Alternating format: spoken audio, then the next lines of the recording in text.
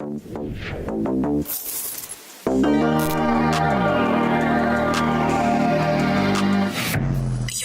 in to a Grown Folks production. In the mix. With the commish, Nate.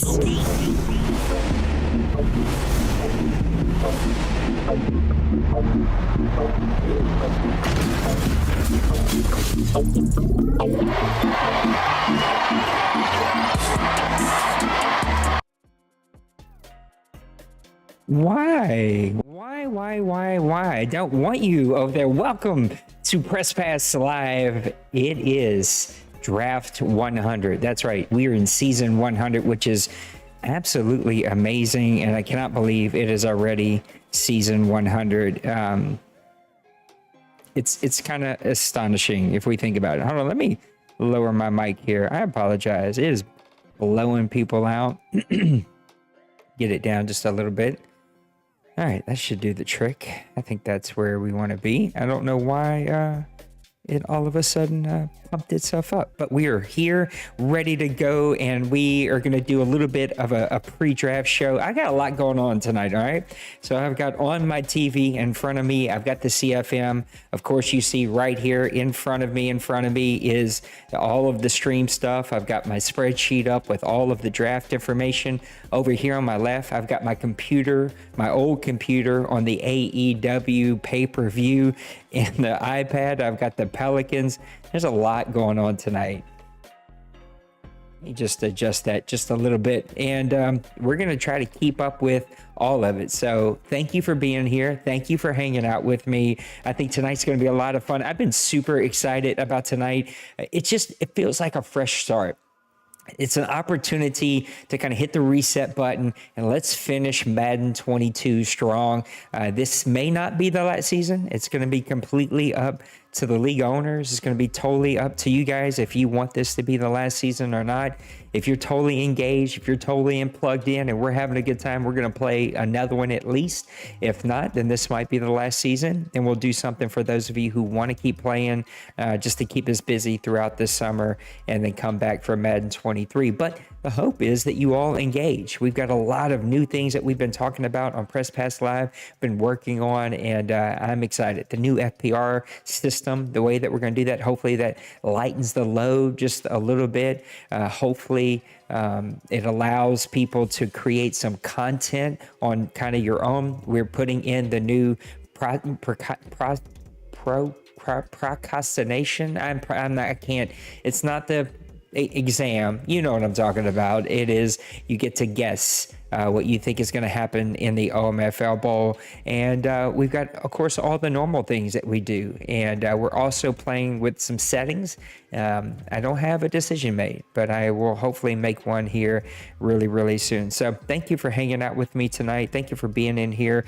We do have the voice chat open here on Discord. Let me go ahead and let people know.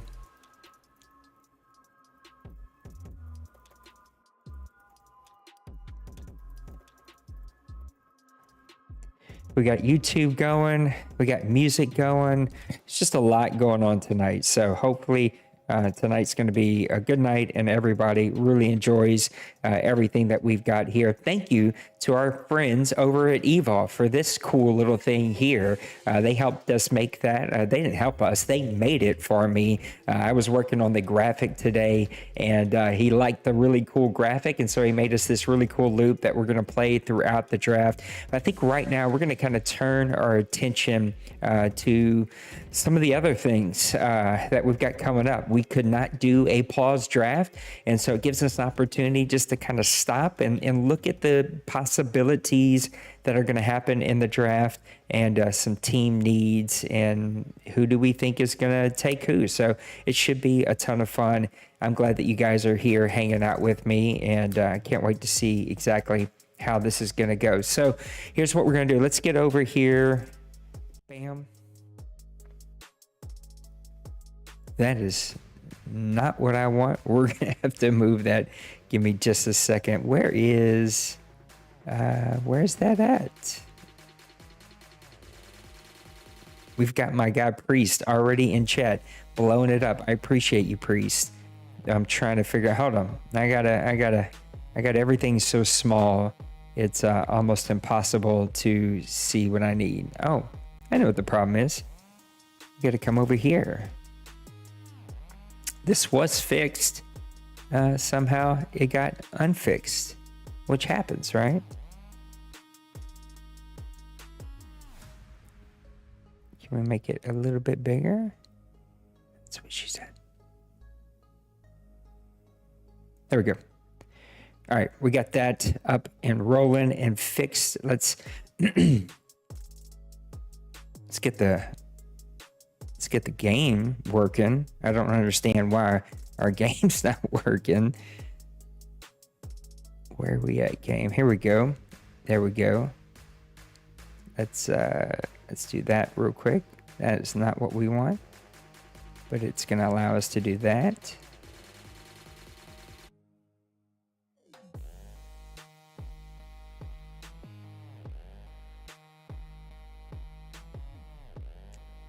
What's the problem? Why can't I figure out the problem?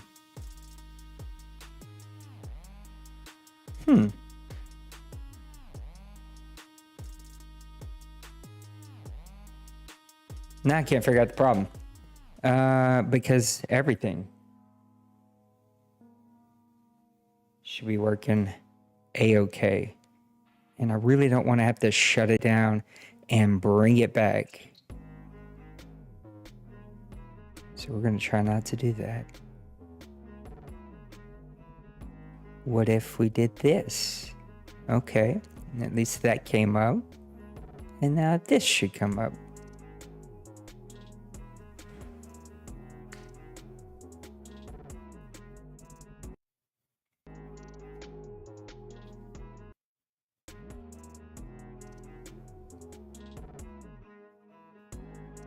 There we go.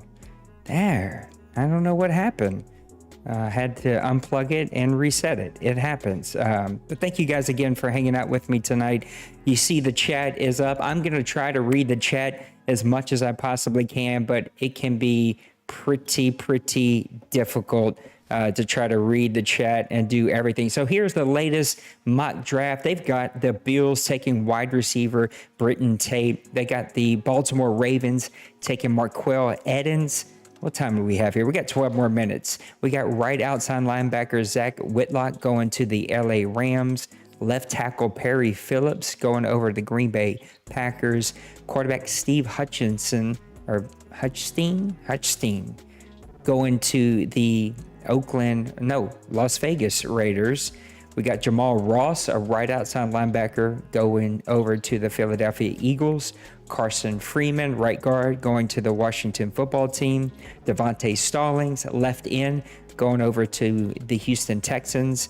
Middle linebacker Larry Lamb going over to the Seattle Seahawks. And cornerback Danny Shields going over to the Indianapolis Colts. That's your top 10. We're going to quickly just kind of roll through the rest of these. And then I'm going to tell you a couple of the needs for the top 5 and where I think that they might go. I think one of the things that's going to make this draft super interesting is 2 teams, the Baltimore Ravens and the Seattle Seahawks, because both are on auto tonight. And neither one of them are making the draft.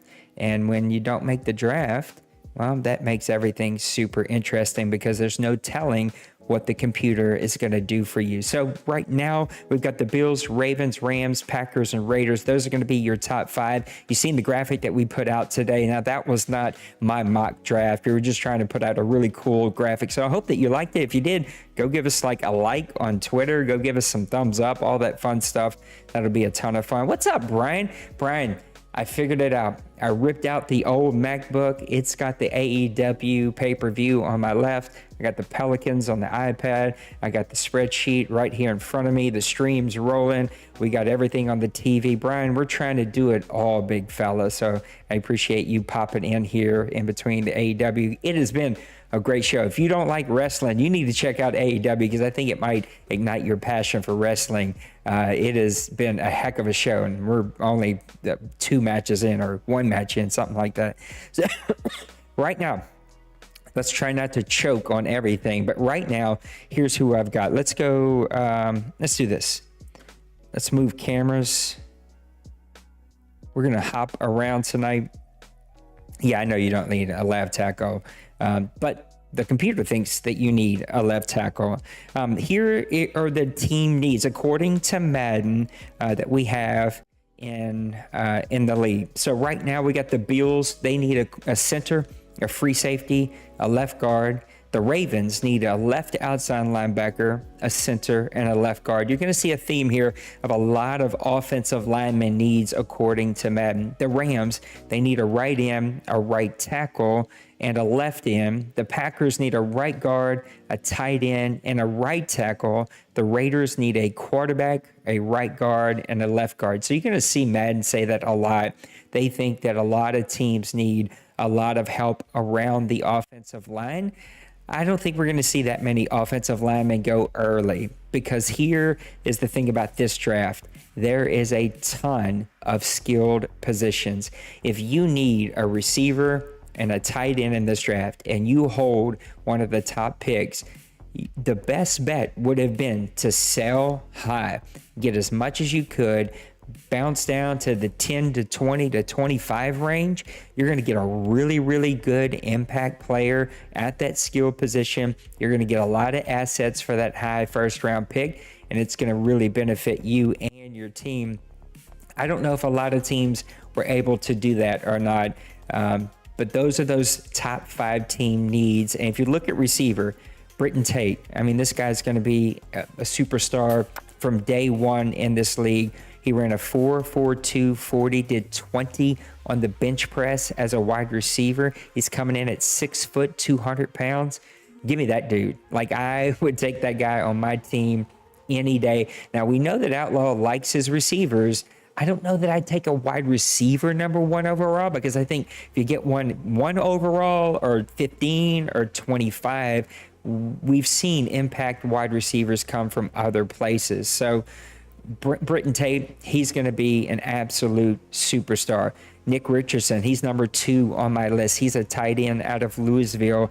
He ran a 4.64 40, did 24 in the bench press, 6'4", 246 at 23 years old. Another guy that's going to come in and begin making plays from the get-go. Then you've got your first quarterback on the board. I've got him at number 3, Tyson Brown. I don't even think Tyson Brown's in the top 10. Yeah, he's not even in the top 10. When did we see Tyson Brown? Right there, going over to the Panthers. Sorry, that was a very loud noise just now. If you come in to the Discord chat, you got to be muted for me unless I ask you to unmute and come talk to me, because it's going to be almost impossible to stop and go and mute people and do all that fun stuff. And that was a really weird loud noise just now. Anyway, Nick Richardson, he's going to be a playmaker. Tyson Brown, I think he's going to be a really good playmaker. 6'2", 207 out of Virginia. He ran a 4.69 40, so he's going to have some speed. He's going to be able to move around. If you're looking for a quarterback who's athletic, who can come in and throw the ball pretty decently and make plays, and I hope one of you snatch him up before the Panthers do, because I don't need that playmaker over in Carolina making plays against me.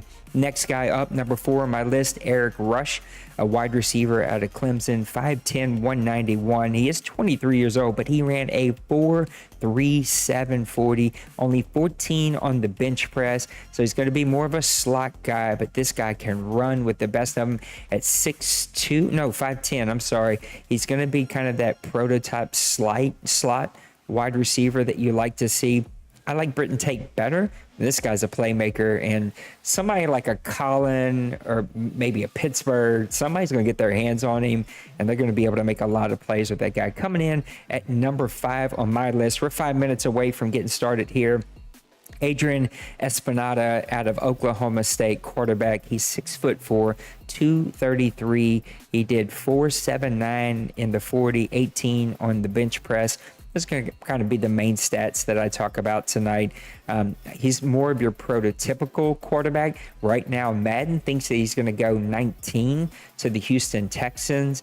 I don't see that happening. Of course, they have a quarterback. They've kind of got that thing solidified. And so I don't, Madden does what Madden does, and then the mock drafts are the mock drafts. I kind of see him going to one of those skill positions, especially on the defensive side of the football. And so I think what you're going to see happen in this draft is guys are going to get those big eyes about those skill positions. You're going to see a lot of wide receivers gobbled up. You're going to see a lot of cornerbacks gobbled up. And I think you're going to see a lot of really good linebackers slide.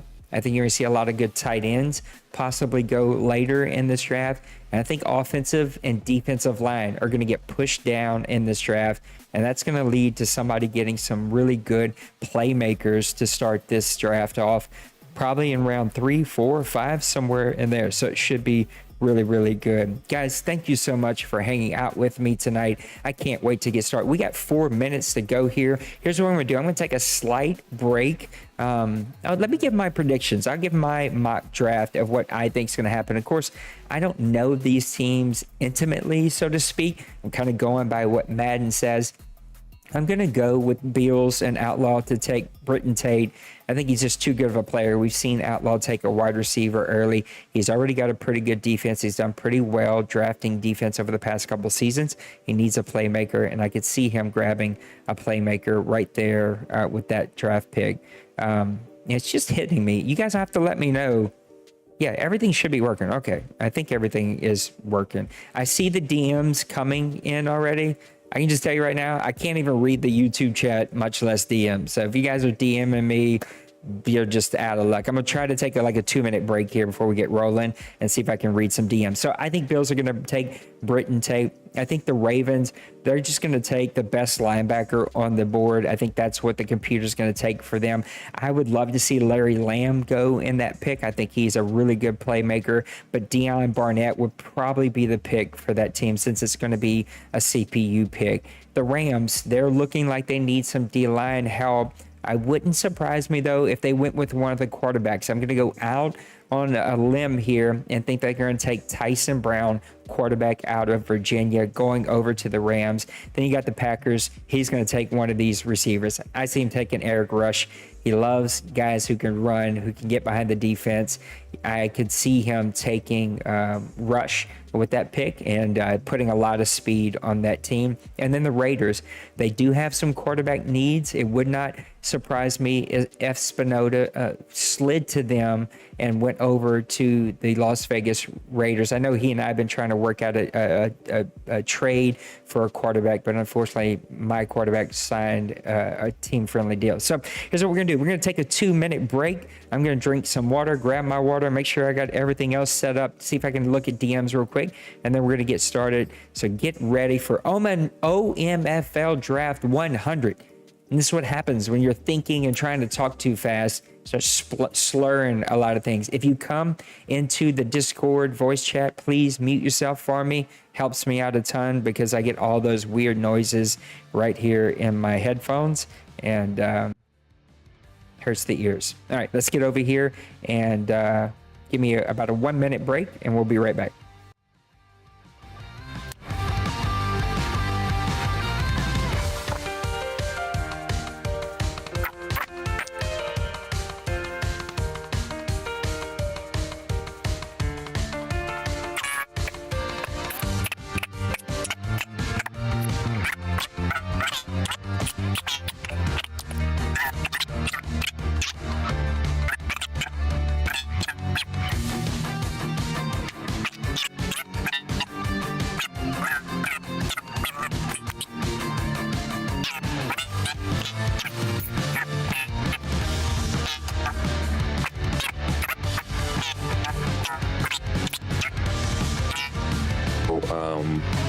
Britton Tate would be number 1 off top. Another one that was scouted pretty heavily.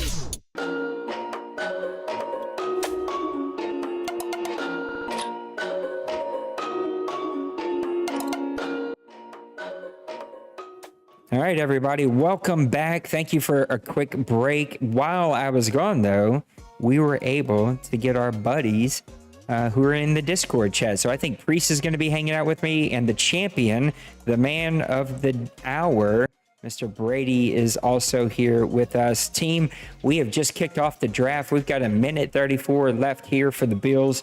I'm going to do my best to try to keep up here and mark whenever team or players have been taken, even though it goes really, really fast. So if anybody's here that is in audio that can help me keep up, that would be a ton of fun. Priest, I know your pick's going to be coming up here. You've already kind of laid a little bit of an Easter egg for me to tell me who you're going. Ooh, Nesmar Womack, the cornerback. Ooh, everything. I got to find this kid. I don't even know where he is. Wow, I had him number 77 on my list. I'm assuming he's fast, and that's why he was gone. He ran a 4.33 40, 192 at 6'1". That feels like a pick. Let me skip this one. That feels like a pick that is all about speed. Oh, there goes Larry Lamb. That was the guy that I thought the computer should pick. He did pick it for him. And Priest, that might actually throw your pick up in the air a little bit. You guys still there? You were talking about tight ends. Yeah. This tight end's better than you were talking about. Oh, there's the quarterback, Tyson Brown. See, it's already this is why I hate. Let me see if I can download this thing. I should have downloaded this thing. I didn't download it. I was trying to run it from Google Sheets, and now it's completely messing up. Well, Priest, feel free to take your time. It gives me a little time to go ahead and get things added up here. Brady, I heard you and Priest. You think he's a boss style receiver? I like Britton. I think the guy's a stud. I mean, that's just my personal feelings. I have no clue what he will be. I just think the speed, the size, the blocking, he reminds me of my Hall of Famer. I really like him. So, Priest and Brady, you both were talking when I finally got in here. Tell me what you guys are feeling about for this draft. It's already taken some twists and turns I was not expecting, and some that I kind of called with the Rams taking Brown. Ooh, hidden dev, Mary Clancy, a halfback. There's one I didn't expect to see coming. It's been a while. He's the running back. Yep, that was the guy right there. The other voice that you hear in here is Mr. Kevin. 90 change, and this guy is a beast. What up, man? What's up, buddy? Had a 95 acceleration halfback since that one. What was his name? Nate? I don't remember. I remember he was stud. The one time I made the playoffs. Yeah, it's because you stopped throwing picks. It's amazing what happens when you don't throw picks. All right, this spreadsheet is screwing up on me. Kev, I don't know if I could give you. There's Espinata. I told you he could go to the Las Vegas, so I called that one as well. Let me see. Here we go. Let me see if I can figure out these picks. So Tyson Brown, he went. We know that one. Lamb went off the board.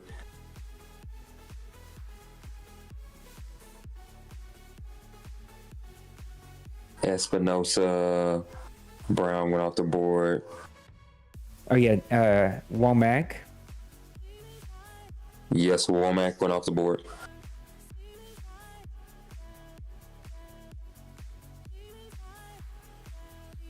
All right, I think we're all caught. No, let me get Espinosa. Espinosa, Oklahoma State, 6'4", 233. He did 4.79, so he's got a little bit of mobility. I mean, he's not going to be Michael Vick anytime soon, but he's got some little bit of mobility back there for that team. I think he'll do well in Las Vegas.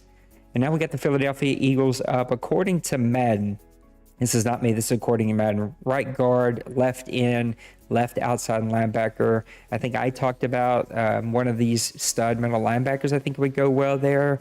One of those outside linebackers I think could go there. He could use some more playmakers. Look, it's a young team. They just had a bad season last year, so this could be like one of those drafts where you have one bad season, already really good team, and he's turned it around. So, we went left tackle. Left tackle Marquell Edens out of Miami. Let me see if I can find him. 6'4", 230, 23 years old. Did 36 in the bench press. Was supposed to be a top 5 pick, so he got him at number 6, I think it was. A good pick there for Kevin. Kev, I know that you were in here. I don't know if you want to talk about him real quick, but was it what you hoped for? It's definitely going to be fast and nice. Deep blocker. 92 strength, 77 speed, 83 acceleration. Nice. The problem is at tackle, you don't rarely get out there unless it's a screen or something. Washington football team is up here. Who do we have? That's right. I got tight end, right guard, and center.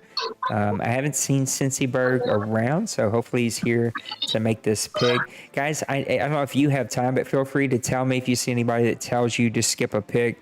I will go ahead and do that and get us going. But already the draft has taken some twists and turns, and I still think my number one guy on the board is still there in Britton Tate.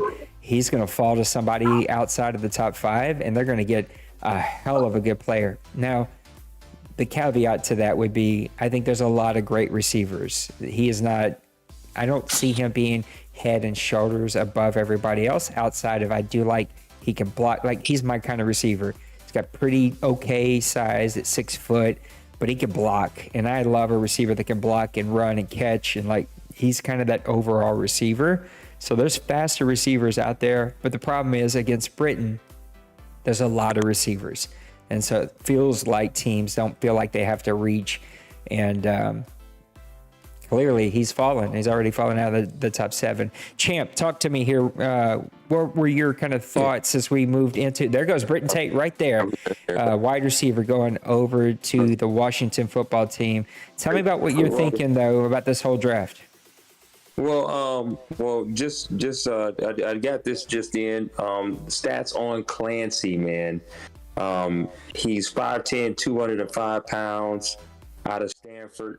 It was stated, 95 acceleration, 93 speed, hidden development, a 90 change of direction with an 88 agility. Like, this dude for the Packers is going to be nasty, man. Brady, let me play devil's advocate. You brought over an import, but you also drafted one late that is a stud player from you. I just, like, in the OMFL, it's hard to take a halfback that high. I mean, yes and no. Yes and no. It's a double-edged sword. But the one thing that I figured out with this cycle is the fatigue, the attrition of the game is real, and a lot of guys don't understand that. That with me running a 4-back system, I might only average 4.5, 3.5 yards per carry. But if I have one guy that's pounding you in the stomach, 4 quarters, and then all of a sudden I flip it around and I hit you with my more elusive backs, that's where it catches you, because you're assuming it's just ground and pound, but then all of a sudden you got the speedy, elusive wide receiver style back coming out of the backfield, and it's kind of hard to watch for it. I mean, FPR kind of protects everybody from someone getting a little too loose, but if you play within the lines, it's hell to kind of prepare for something like that. So I mean, yes, it's a double-edged sword. Yes, it's tough to take a pick early for a halfback, but if you get the right guy, it could be huge for your squad. Huge. Can I add something to that, Brady? Yeah, go for it. So in my other league, I did what you did. I did a 3-back system, not a 4. Made the wild card. All 3 backs had over 1,000 yards rushing. Yeah. I play a different style over there. That's the style I'm going to play this. Yeah. It works. I said, y'all playing a rookie over there? What's up with those settings? 3,000-yard running backs. My goodness. Well, no, I mean, but you got to also understand, it's different, parameters when you play, in outside, leagues, different rule sets. So I mean, certain things. The only real difference is that Simba Madden is really different. Ah, okay. The way you say it works, man. That running back, I don't use him till the 4th. His legs are fresh. That O's tired. He runs all over them, like 9 yards a carry. It works. It works. And then also on top of that, if you find a really, really good, set of sub settings that you can keep everybody fresh. Oh yeah, it's really held in at that point. Bill picking his first pick of the Miami Dolphins, pick number 12 here. A lot of skilled positions here. What do y'all see Bill doing? Me personally, I bet you he's going offense. That's just my thought.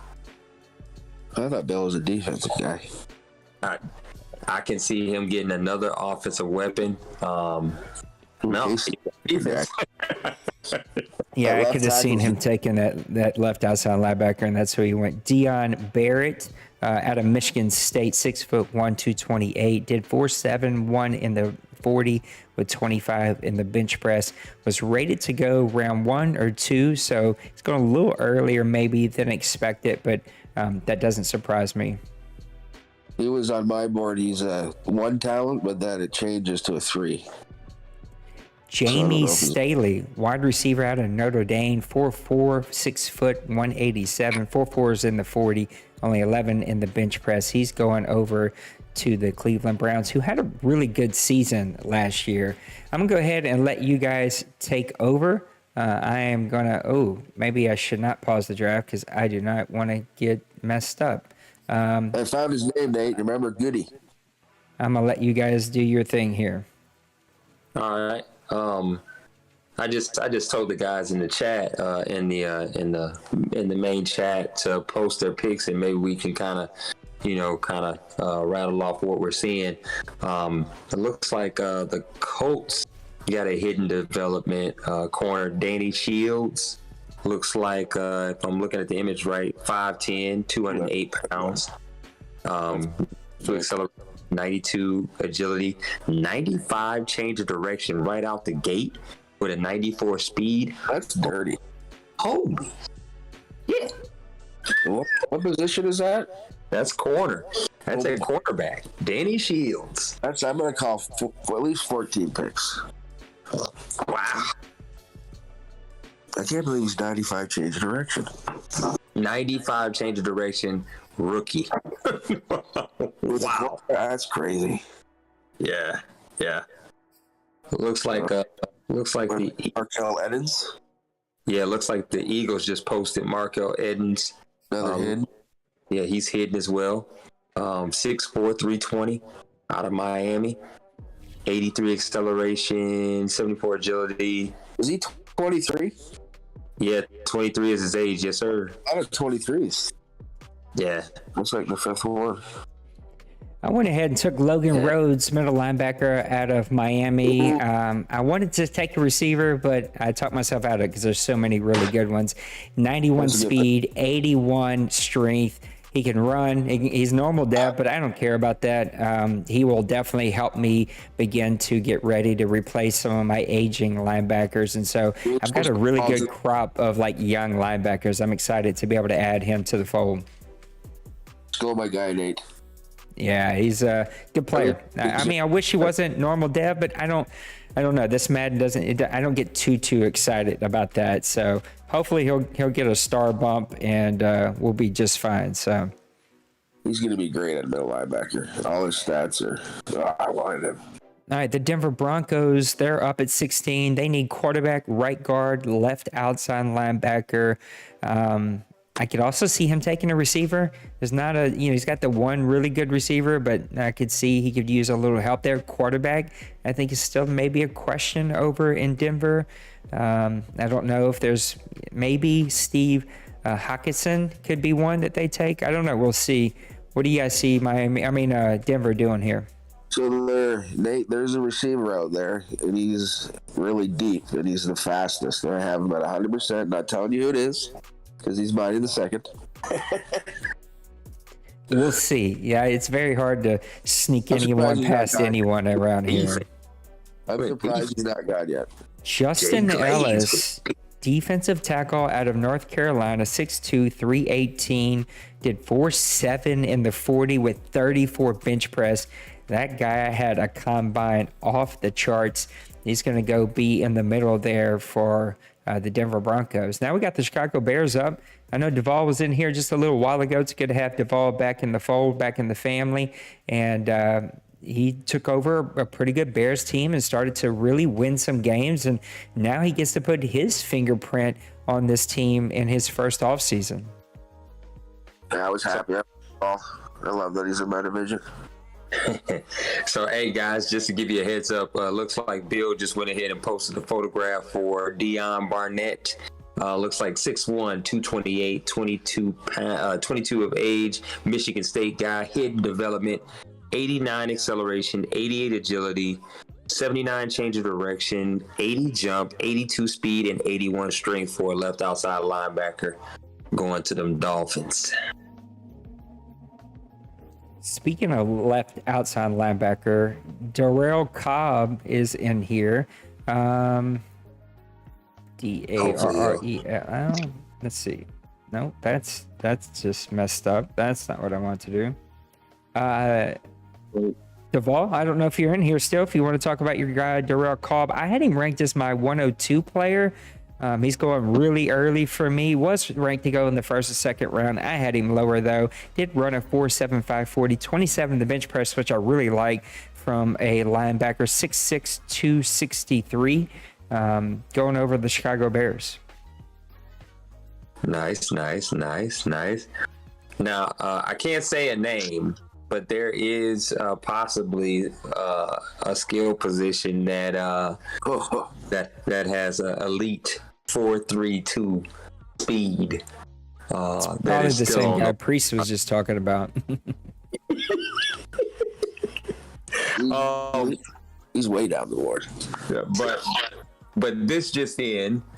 Jay Glaze just posted his image for his DT, Mr. Justin Ellis, 6'2", 318, out of North Carolina, 82 acceleration, 72 agility, 64 change of direction, 76 jump, 80 speed, and 90 strength.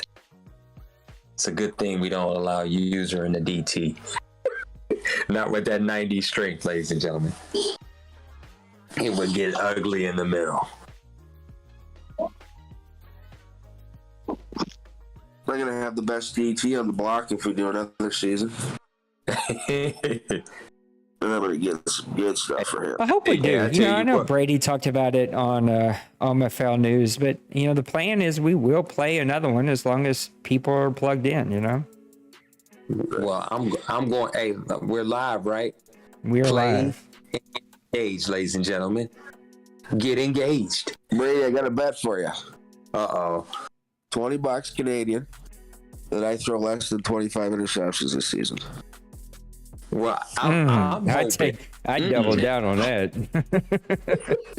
Well, I'm hoping that I can have another season where I don't turn over the ball that much at all, because this past season, that was the only reason I was even remotely close and was able to pull off the back-to-back.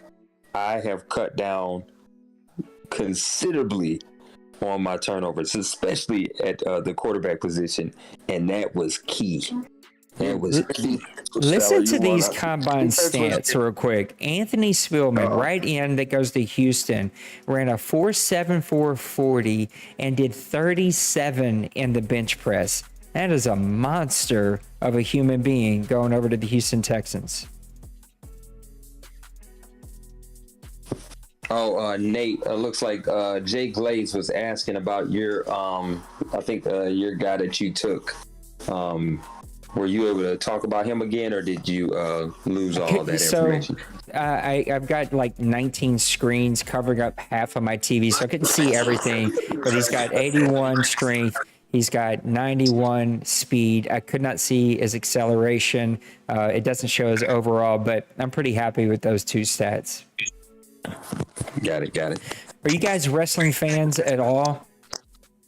I watch. So I like to watch. So when it comes to like the Monday Night Raws and all that stuff, AEW and all that, I watch the highlights. I watch the little snippets. Every now and then I'll catch a live, broadcast.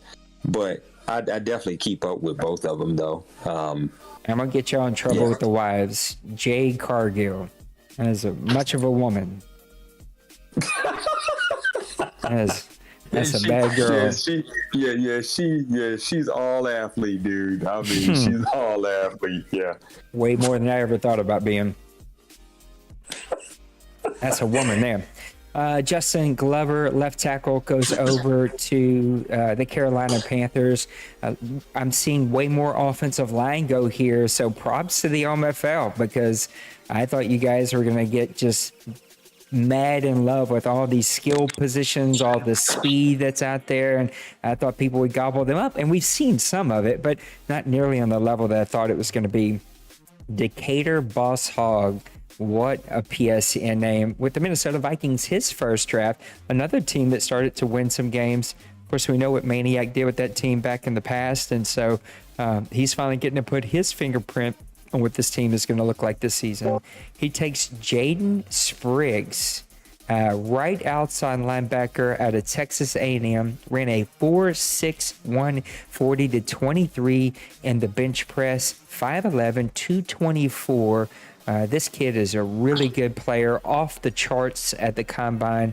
He's going over to the Minnesota Vikings, and that's really going to help them. Roger, the pay-per-view, I think, is anywhere you get pay-per-views, but it is also on Bleacher Report. So, Nate, you were talking about offense. I got a question for you. What's that? You don't think it's too late to draft it, though? Say that again? You don't think it's too late drafting at this point? What do you think? What do you mean? I think it's too late. If you're drafting online right now, you got, 2 seasons left? Do you think it's enough time to develop them? I think... Look, I'm a guy who invests heavily, too heavily, I would argue, into offensive line and defensive line. I think when it comes to offensive line, they all kind of play the same if they are half decent. So I think whether they're 74 overall or 94 overall, they're all going to play basically kind of the same. So I think you'll be okay if you need it. Now, this kid, He's the kid that I really There he like with is. a lot of speed. Mike Hurts, took- 4'3", There he is. 240. Supposed to go in the second or third round, off the charts at the combine. 6'1", 200 pounds. He goes over to the Houston Texans, and they added a very good skilled player to that team.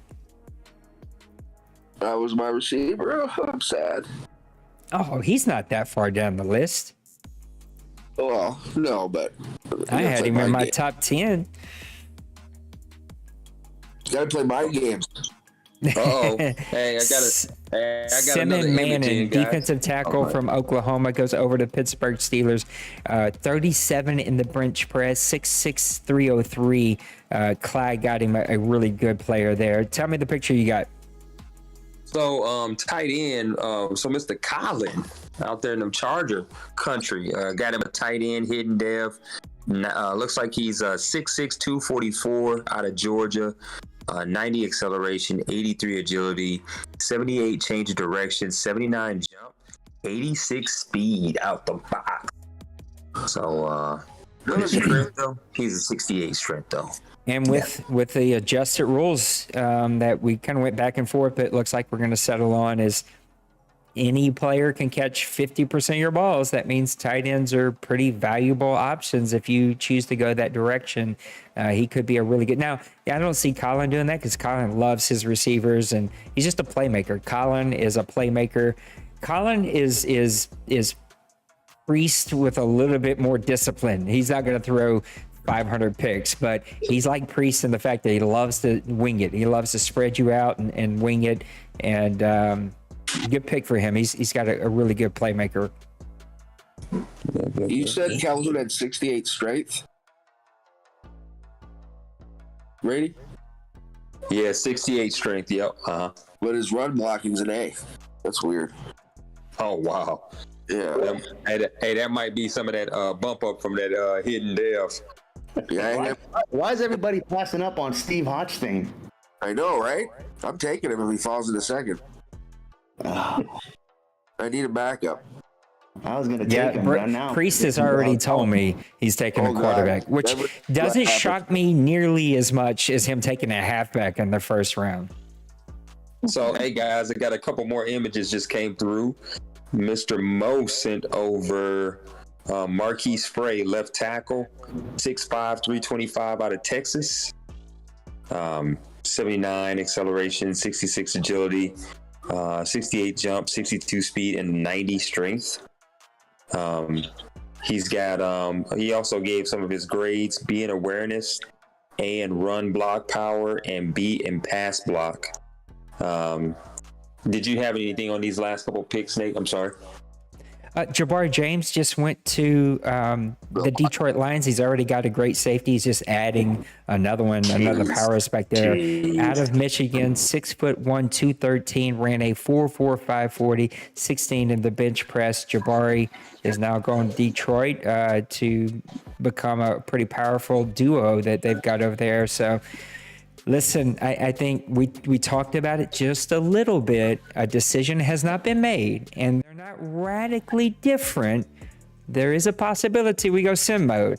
And what that means is that we'll see some more drop picks, which I think is a good thing because right now, if you make a mistake, it's game over. It's going to be picked 99% of the time. And so I wonder, does that make the safeties as powerful? I still think yes. I think safeties are part of the meta in Madden 22, and you can see Trey just adding to that backfield. I'm another guy who invested really heavily into my safeties, and so I believe in that kind of strategy, and that just makes Trey even more dangerous.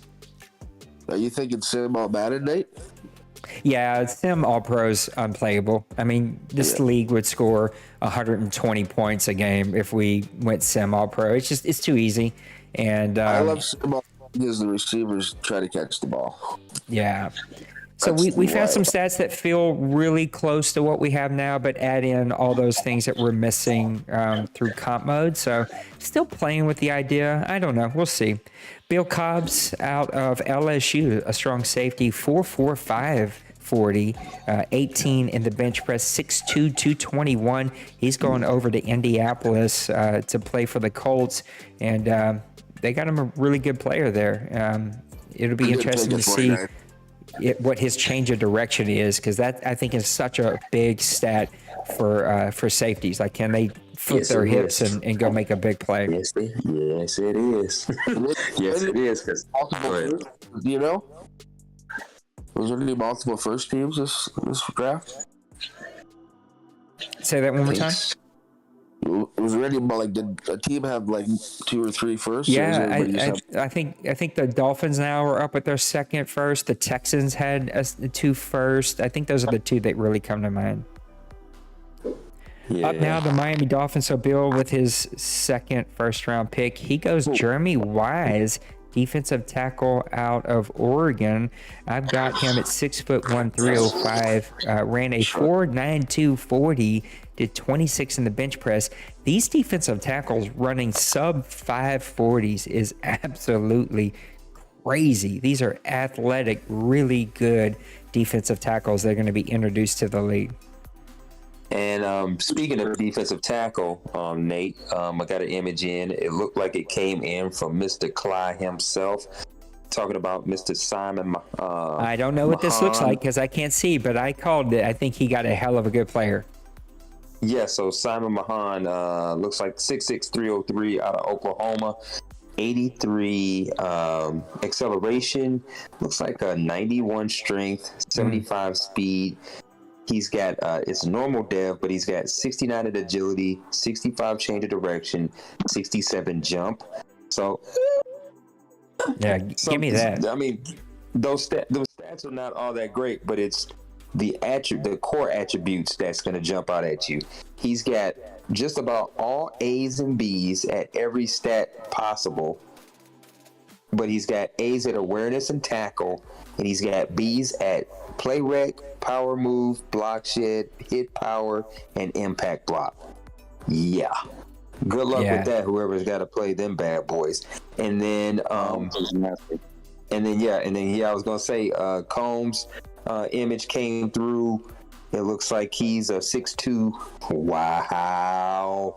Gotta love the height. 6'2", 221 out of LSU. 90 acceleration, 92 agility, 89 change of direction, nice. 90 jump, 90 speed, 66 strength, hidden dev. Oh yeah. All day. Yeah, all give me day. that. Yeah, give me that.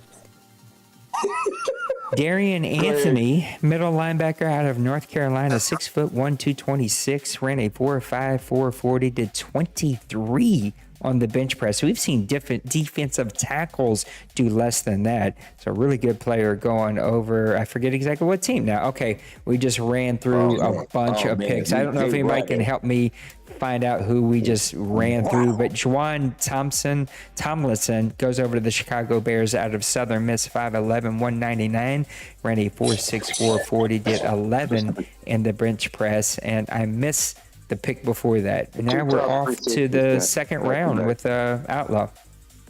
Hey, Nate, what I just went ahead and did, I went ahead and saved the last 3 minutes on my screen. So I'll check that here in a second. Yeah, it looks like I got one more image that came through from Bill talking about Jeremy Wise.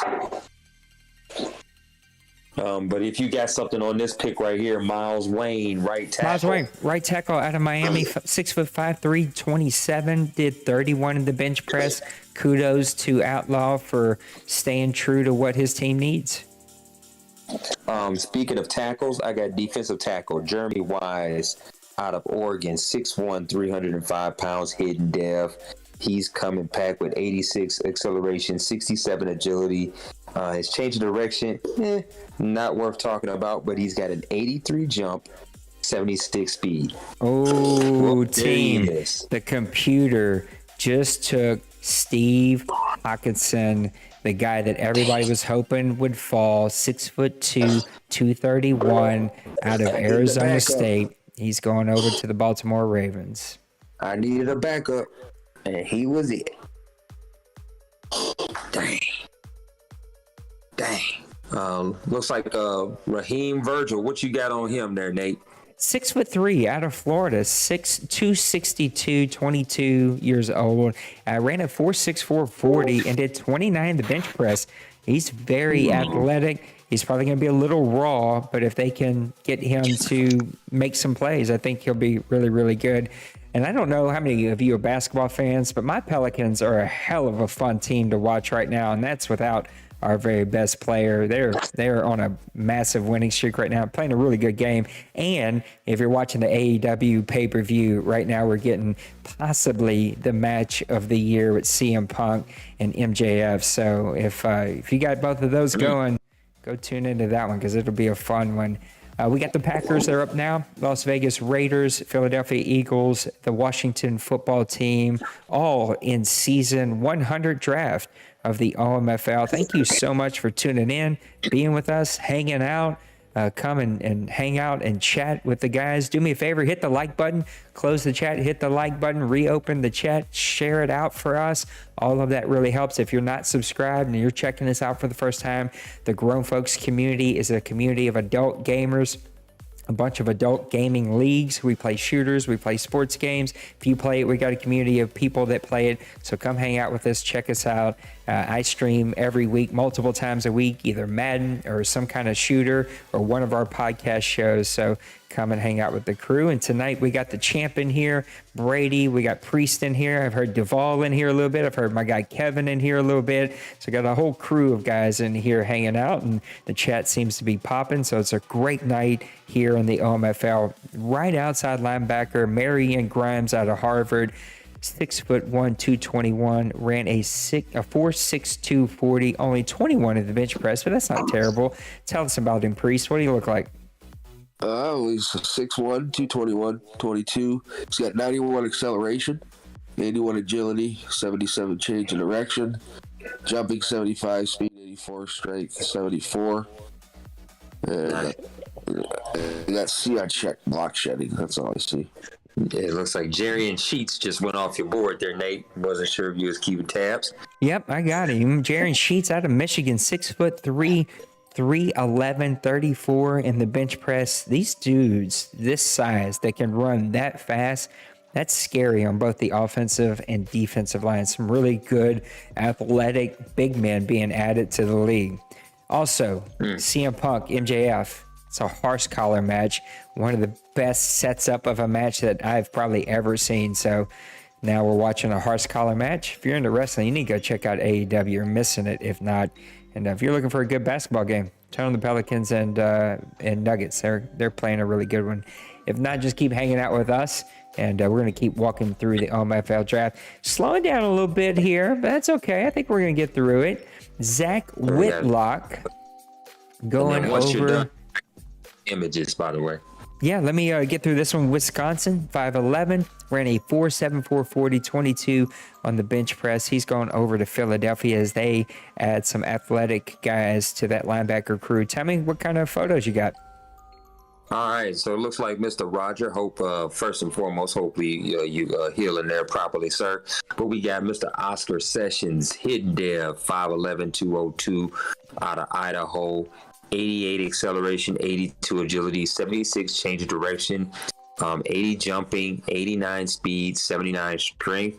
That was his one of his picks, and then his second pick looks like was a right end, Anthony Spielman out of UCLA, 6'3", 287, normal dev, 88 acceleration, 80 agility, 73 change of direction, 67 jump, 80 speed, and 85 strength. And then lastly, Mr. Outlaw, my man, Mr. Outlaw, dropped in right tackle Miles Wayne. That just sounds like a presidential name. Hidden development of right tackle, 6'5", 337 out of Miami. 78 acceleration, 68 agility, change of direction, not worth talking about. 67 jump, 74 speed, 94 strength. Holy crap, what a pick, especially if he got him in the second round. Team, I got to tell you, the league has shocked me tonight. These receivers are all still here. And so I'm just completely wrong. And it looks like we're going to get a ton of really good receivers falling into the 3rd, 4th, 5th round. I'm talking about possible player of the year candidates. So we're gonna see some really good playmakers that are gonna fall here. Looks like a Calvin Briscoe. What you got on him, Nate? Cornerback out of Nevada, 5'11", ran a 4.5 40, 16 in the bench press, 202. I gotta say, I was not super impressed by the cornerbacks in this draft. I felt like it was one of the weaker position groups that we had, and I could see a couple of teams reaching, and I think we have, and I think this early in the draft, they're not going to be too happy with the return that they're getting on them. Tyron Hawkins out of Alabama, 6'3", 248. He ran a 4.68 40 as a tight end at 18 in the bench press. He's going to Loss's team over in Tennessee as they add another playmaker to an offensive team that really had a good season, an underratedly good season last year. But he added some pieces. He added some pieces that I didn't know about, and he really trying to come from me. He coming from me, Nate. That's the word on the street. Listen, champ, when you go 16-1 with your back-to-back championships, somebody's gonna have to do some serious coming for you if that's what they want. All right, we kind of slowed down here. We got the Indianapolis Colts, Kansas City Chiefs, back to Green Bay, New York for one of the first times maybe, then Tampa Bay, and then over to my New Orleans Saints. My top 5 is all skill positions: tight end, wide receiver, wide receiver, wide receiver, wide receiver, tight end. That's just the way it's going right now. A lot of really good players. I've got a quarterback in my top 10 and Matthew Freeman. I got a couple of halfbacks up there in Landon Milner and Marion Clancy. So a couple good halfbacks in there, and also a lot of really good wide receivers. All right, looks like Vernon Hill just came off the list there, Nate. What you got on him? And it looks like I got a couple images from Kevin and Lil Koch. Yeah, I'll go through this one real quick. 5'11", 197. He did run a 4.43 40, 18 in the bench press. Nothing to get too excited, but when you're picking early second round here, it's worth a shot of taking. He was my number 4 on my list, so I think he went where he needed to go. All right.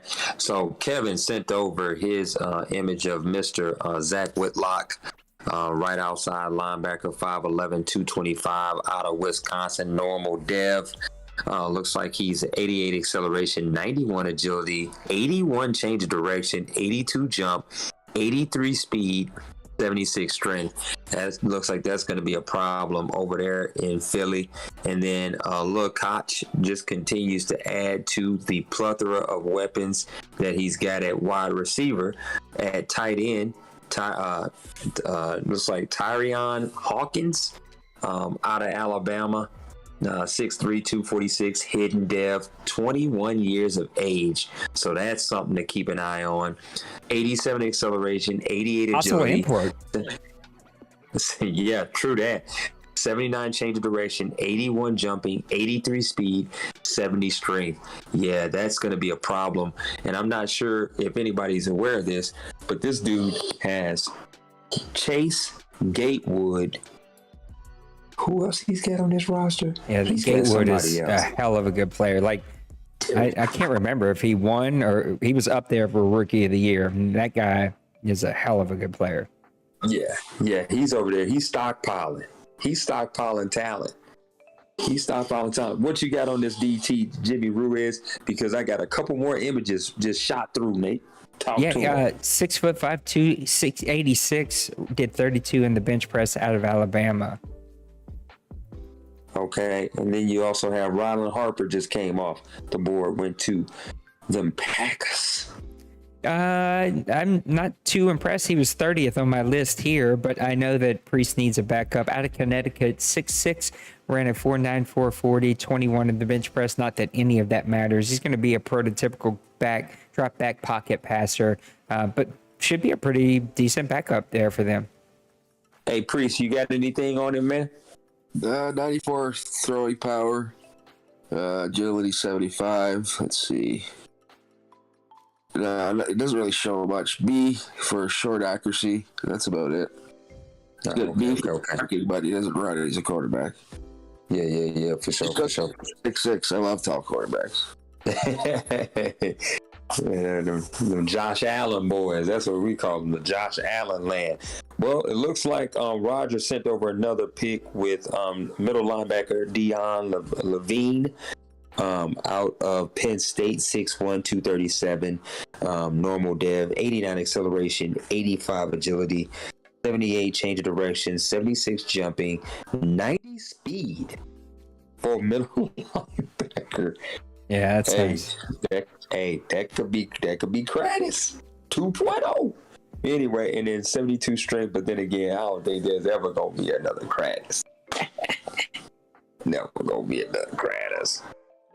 Laney Hackett, tight end out of Virginia, real quick, 6'2", 4'6", 40, 21 in the bench press. He's going over to the New York Giants, and CM Punk is gushing blood on this match right now. So if you're into bloody matches, this was making me queasy. He's bleeding so much.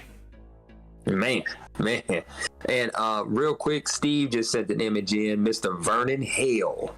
Looks like he is a normal dev wide receiver out of Wake Forest, 5'11", 197. It looks like he's got 89 acceleration, 89 agility, 94 change of direction. That's sexy right out the box. 86 jumping, 91 speed, and strength is a 68. Which, hey, one too many wiggles, he might be a hit stick fumble waiting to happen. But that's what we got on images as of right now. Now that's you just mentioned something that's gonna be massive if we go sim mode. Is fumbles will be back, and I can already see. Oh, that was the guy I was gonna go with. Going over to Tampa Bay, Eric Rush out of Clemson, wide receiver, ran a 4.37 40, 14 in the bench press. I liked him. That's actually who I was gonna go with. So good pick there. I'm gonna turn it over to you guys, and I'm gonna go make my pick. Do you think? And it looks like Mr. Priest, you was able to supply an image, man, of your boy Rylan Harper, 6'6", 242 out of Connecticut, 83 acceleration, 75 agility, 82 change of direction.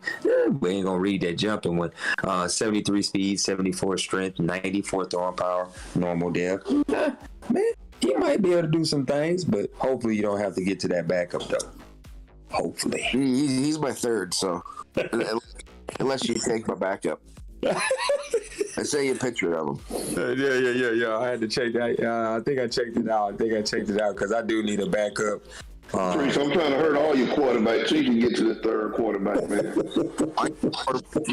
I'm sending every blitz I can send so we can get this man on the field. Did you see the picture of that halfback? You better be ready. Just know I'm playing every blitz I can blitz. Woo-wee. You know Madden, right? If you blitz, I score touchdowns. If you just send 3, you stop the run. Oh man, it's getting real. Hey, real quick. He's gonna talk about his boy Kyrie Broyles out of Rhode Island here in a second. But before he does, let's talk about who is this guy? Because the image doesn't show a name.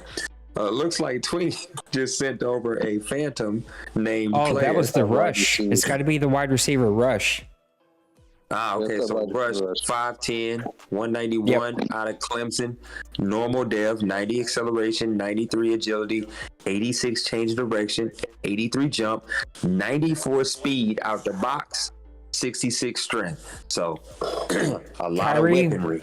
Kyrie was actually a little quicker, so 94 speed, 88 change of direction. I couldn't see its acceleration because it's behind my computer. I just couldn't see it. But it seems like the guy I got, Kyrie Broyles, wide receiver out of Rhode Island, seems to be a little bit faster, though.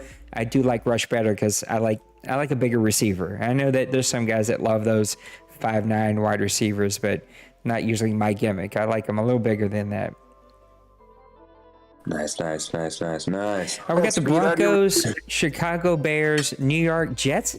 Maybe the first time. I don't remember seeing New York. And then back to Miami. So Miami with a lot of picks here. Priest, I'll turn it over to you. I'm sorry. I just want to call out what we've got coming up.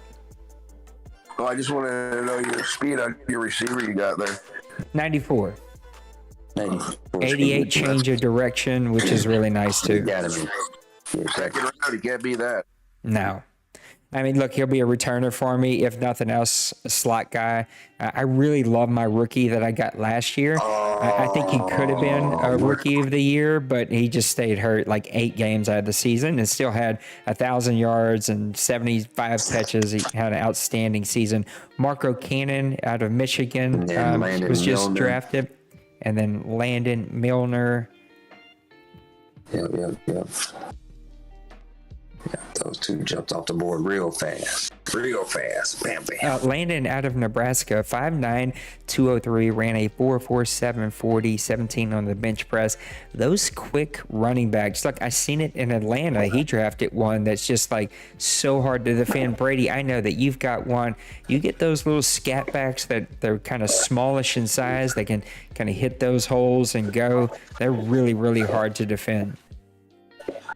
Yes, they are, and I know. Listening to the broadcast and pregame and whatnot, you guys were talking about how I use my importer as the number 2 running back. I can honestly tell you, it's paid off. It's paid to flip running off. back last season, Brady? What's that? Did you have the number 1 running back for yards last season? Oh no. We're not even on that list because I run He runs 4 guys. Yeah. 4, that's it, but 3 is good. Running with the 4 backs, my guy never even get close. But we get the job done, man. That's all that's the main reason why I do it. No injuries, very, very few fumbles. So do you have one guy that gets a little more, or does it just? Oh yeah, so my main guy is Robinson. He gets majority of my carries, but he's the power back. And then that's what I'm doing. So I gave Jones away, and Dylan. It's his time to shine. Yeah. Oh yeah. Dylan, all day, dude. Yeah, because when the ATG was running, oh yeah, Dylan. Oh yeah, I'll clean up house with some Dylan. Yeah. Go ahead, Nate. Devin Nelson, man. Devin Nelson. I just deleted him. Cornerback out of Tennessee going over to the New York Jets. And now we've got Kirk McAllister. Left in out of LSU, 6'6", 273, ran a 4.78 40, 30 on the bench press. Another big man who's strong and can run. And he's going over to the Miami Dolphins. What a name here. Melo Carlisle, tight end out of Northwestern. He's one of many Mellows in this draft. 6'3", 256, ran a 4.64 40, 20 in the bench press. It looks like Tennessee is getting offensive weapons. I mean, if you're looking at his team, that's what it looks like his gimmick is. We got the Minnesota Vikings here.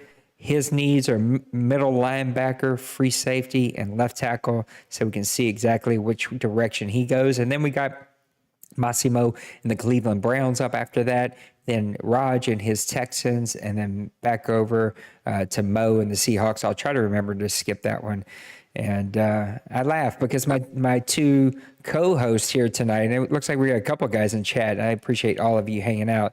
If I let them, these 2 dudes will just talk about the Packers and the Jags all night long. That's all we're going to get here tonight. But never that. Well, Nate, I would say one thing. I keep telling Priest he ain't going to be doing all that with them Packers this year. But we good this year. The NFC is coming back to life, and we're going to show you what real division is all about this year. Damn straight.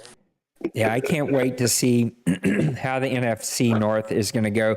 I think there's 4 really good owners there that they're going to make everybody earn it, and so it'll be a ton of fun. Trey's going to have his hands full, and Yeah, hopefully everybody gets along. That's always my worry about the NFC North. They don't have a history of getting along over there, so hopefully everybody plays nice and we can all get along, and no crying foul when we lose, or crying cheating or cheese, or all the other things that happens. NFC North, I'm gonna need y'all to calm your tits, okay? Y'all need to chill out over there.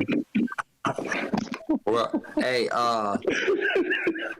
somebody talk about Deron Ziegler, because I got a couple images in here, especially one dice roll from Lil Koch real quick. Left outside linebacker from Darren Ziegler, Tennessee, 6'2", 235, ran a 4.63 in the 40 and 24 in the bench press. He was rated as my 108th player left, but a really good player athletically. So give me some photos. All right, but Tyson Barton just came off the board. Did you want to talk about him real quick? Nah, who wants to talk about a center? Nobody wants to talk about a center. Well, all right, my photo. Mr. Mello Carlisle has come through. 6'9", 256 out of Northwestern, hidden development tight end, 89 acceleration, 84 agility, 78 change of direction, 93 jumping, 88 speed, 64 strength, and it looks like another player just came off the board, Mr. Telvin Tyson, and I got a couple more images, I believe, that came through. So Telvin Tyson, left outside linebacker out of Tennessee, 6 foot, 241, ran a 4.7, 140, 22 in the bench press. Nice. Uh-oh, looks like my kiddo's getting ready to go to bed. I'll be right back, guys. Looks like Priest is back up. I expect another quarterback, maybe a kicker, a punter, halfback. Maybe he drafts another coach. There's no telling with Priest. Dave Robertson out of USC. Let me see if I can find Mr. Dave. 6'2", 237. 4'6", 40, 25 in the bench press. Super athletic. I had him as my 29th best player available. Good pick there. Tell us about him, Priest. Let's see here. He's got 91 acceleration, 80 agility, 70 change of direction, 83 speed, 79 strength, A, hit power, B, impact block, B, zone coverage. Don't love the change of direction, but everything else about him, super athletic. Well, he'll be playing beside Bush, so he'll help him out.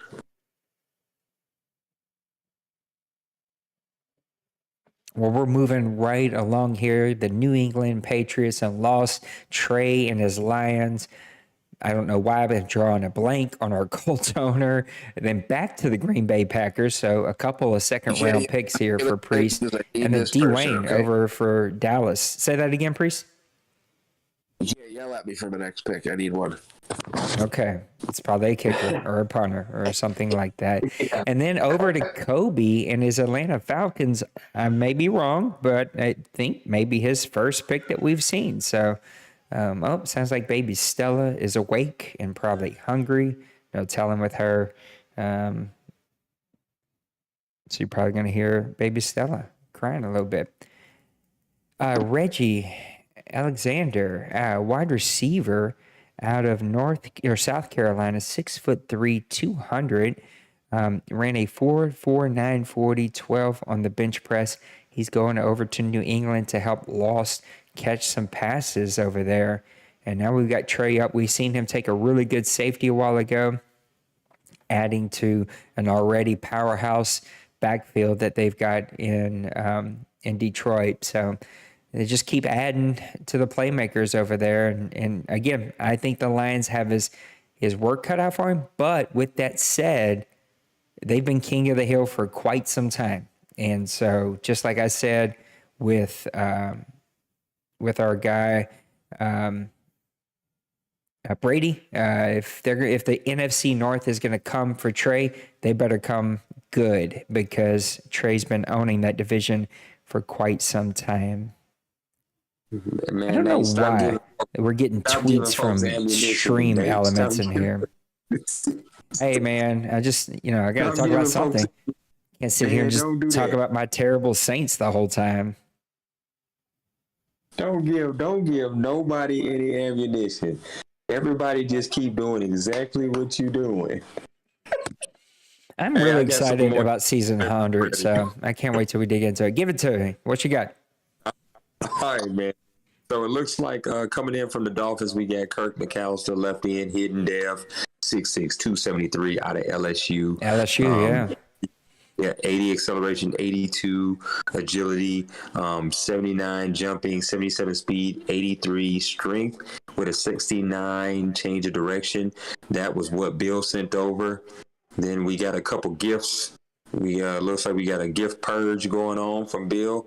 And then Antonio Hurd just came off the board. Nate, if you want to mark him down, I'm gonna free run through this safety guy. out of Miami, 6'3", 204, ran a 4.5, 140, and we see another safety go over to Detroit, which brings up a really great question. But I'm gonna hold it because I know you got other photos. So I got a question for you after your photos. Okay. Oh man, Marco Trent just came off the board. What you got on him? No, go ahead. You give us your photos. All right, man. It looks like Telvin Tyson, left outside linebacker, 6 foot, 241 out of Tennessee, normal dev. Man, J.R. Tuttle just came off the board. But anyway, 84 acceleration, 75 agility, 72 change of direction, 71 jump, 82 speed, 72 strength, normal dev. He'll be a little something, but we got a couple more that came off. But go ahead and let's catch up with you, Nate. What you got? You know, Priest told me not to give him a hard time about J.R. Tuttle. I'm watching this match. Let me say, I'm never going to give anybody a hard time about drafting offensive or defensive line. That makes sense to me. Drafting punters and kickers in the second round, that doesn't make any sense to me. Watching this match, and I'm telling you guys, they just broke out. Push pins, and I could see the ref counting 1, 2, 3, and he's hitting push pins in his hand, and he's legitly hurting. I don't know how these dudes do what they do. Here's my question for all of you. We seen Trey go safety, already really good at safety. We see a lot of wide receivers and tight ends still here at the top of this draft. So how do you feel whenever you already are really good at a position about drafting? Oh my God, he just fell back into all these push pins, y'all. Oh, this match is brutal. Like, this needs to end. How do you feel about drafting that position when you're already strong in that position? And then how do you feel if your board is set up best player available and no one takes, like you take a receiver and no one else takes receivers and you still have a receiver as best player? Do you take back-to-back receivers because that's always really interesting? Or do you take a lesser player because you've already taken that position? So how do you feel about that?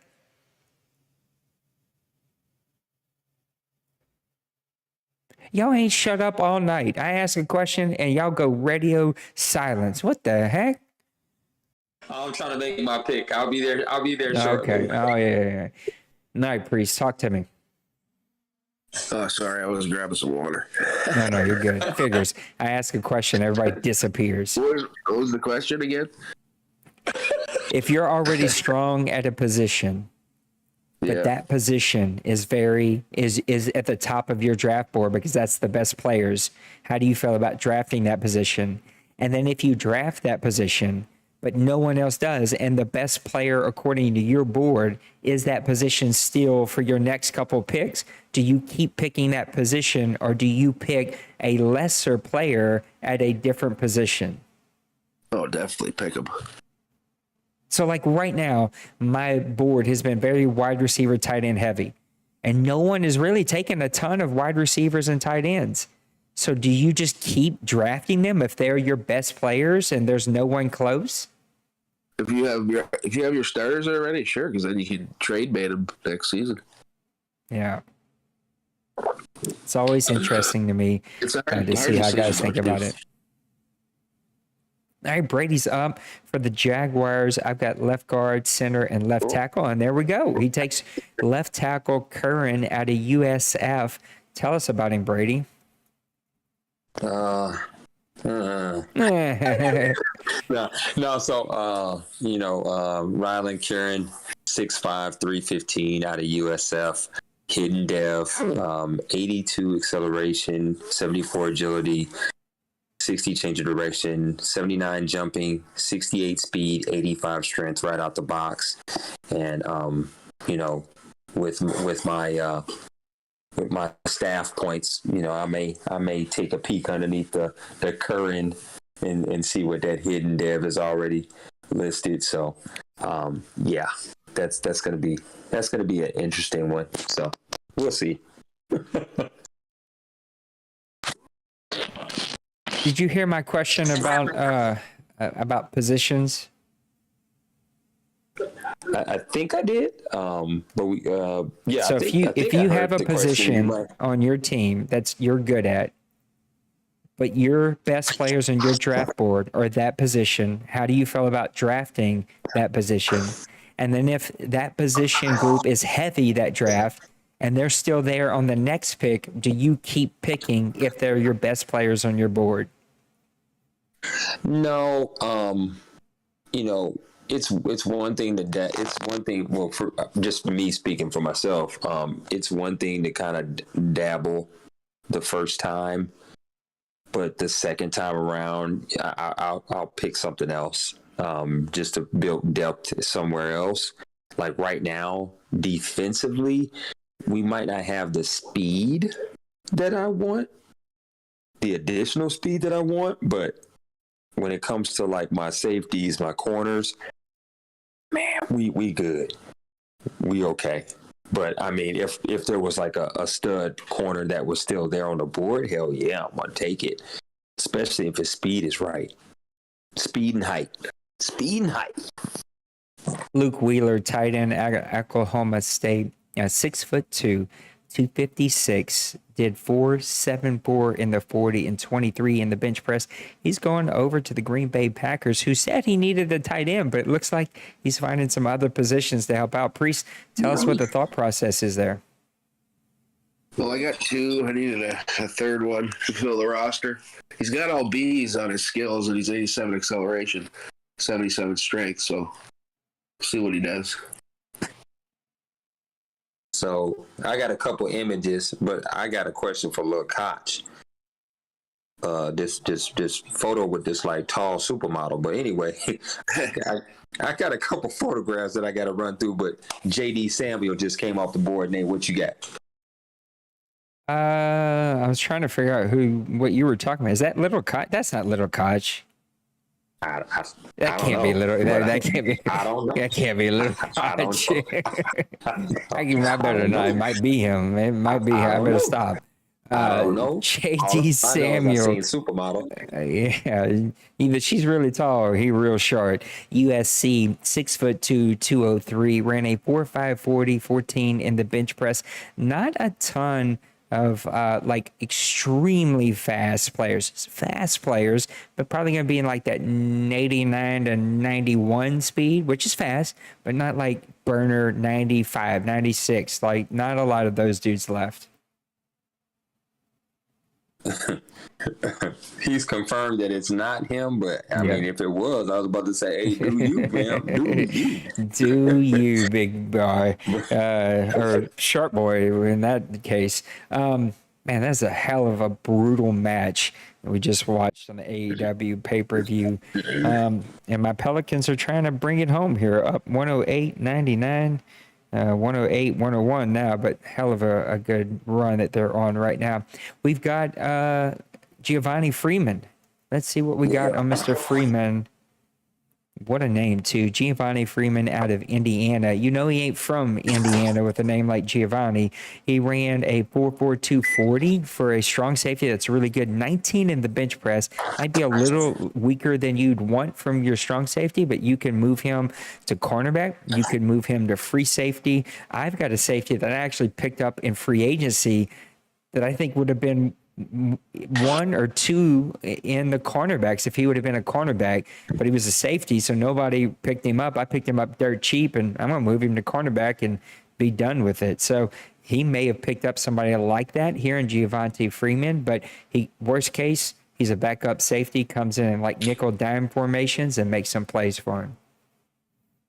That Eagles team has a lot of speed too.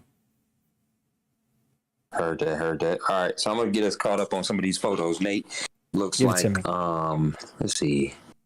Did I do this one? No, I didn't do this one. Nick Richardson went to the Texans, 6'4", 246 out of Louisville, 88 acceleration, 85 speed, 85 agility, 81 change of direction, 83 jumping, 85 speed, 78 strength, hidden depth. That was a tight end that went to the Texans.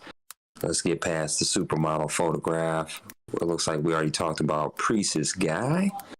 Steve got a left end, Marco Trent. Normal dev, 6'1", 252 out of Syracuse. 81 acceleration, 84 agility, 60 change of direction, 77 jump, 85 speed, 77 strength. Looks like the Washington football teams just took Mr. Watkins off the board at halfback. Ben McCartney just came off the board for the Chargers at left guard. That way, while you get those situated, I can talk about Mr. J.R. Tuttle, right tackle, who went to the, looks like he went to Priest. Probably already talked about him already. Is that correct, Priest? We didn't talk about him, but if you want to, go ahead. All right. Well, I'm going to let Nate get caught up here. It looks like we have a Kewan Donald, cornerback out of Oregon, just came off the board. What you got, Nate? Out of Oregon, 5'9", 181, ran a 4.54 40. I did 13, in the bench press. Yeah, he'll be okay. Athletic. He'll be able to hang, but, the transition from Oregon to the OMFL is going to be possibly a steep one. And it looks like if Nipples set up his draft board, he went defensive heavy here because he's getting a lot of defensive players. Up next, we got the Colts, Chiefs, Titans, Giants, Bucks, and then back over to my Saints as we are in peak number 10. Yeah, 10 in the third round. So already into the third round here. All right. So back to Mr. J.R. Tuttle.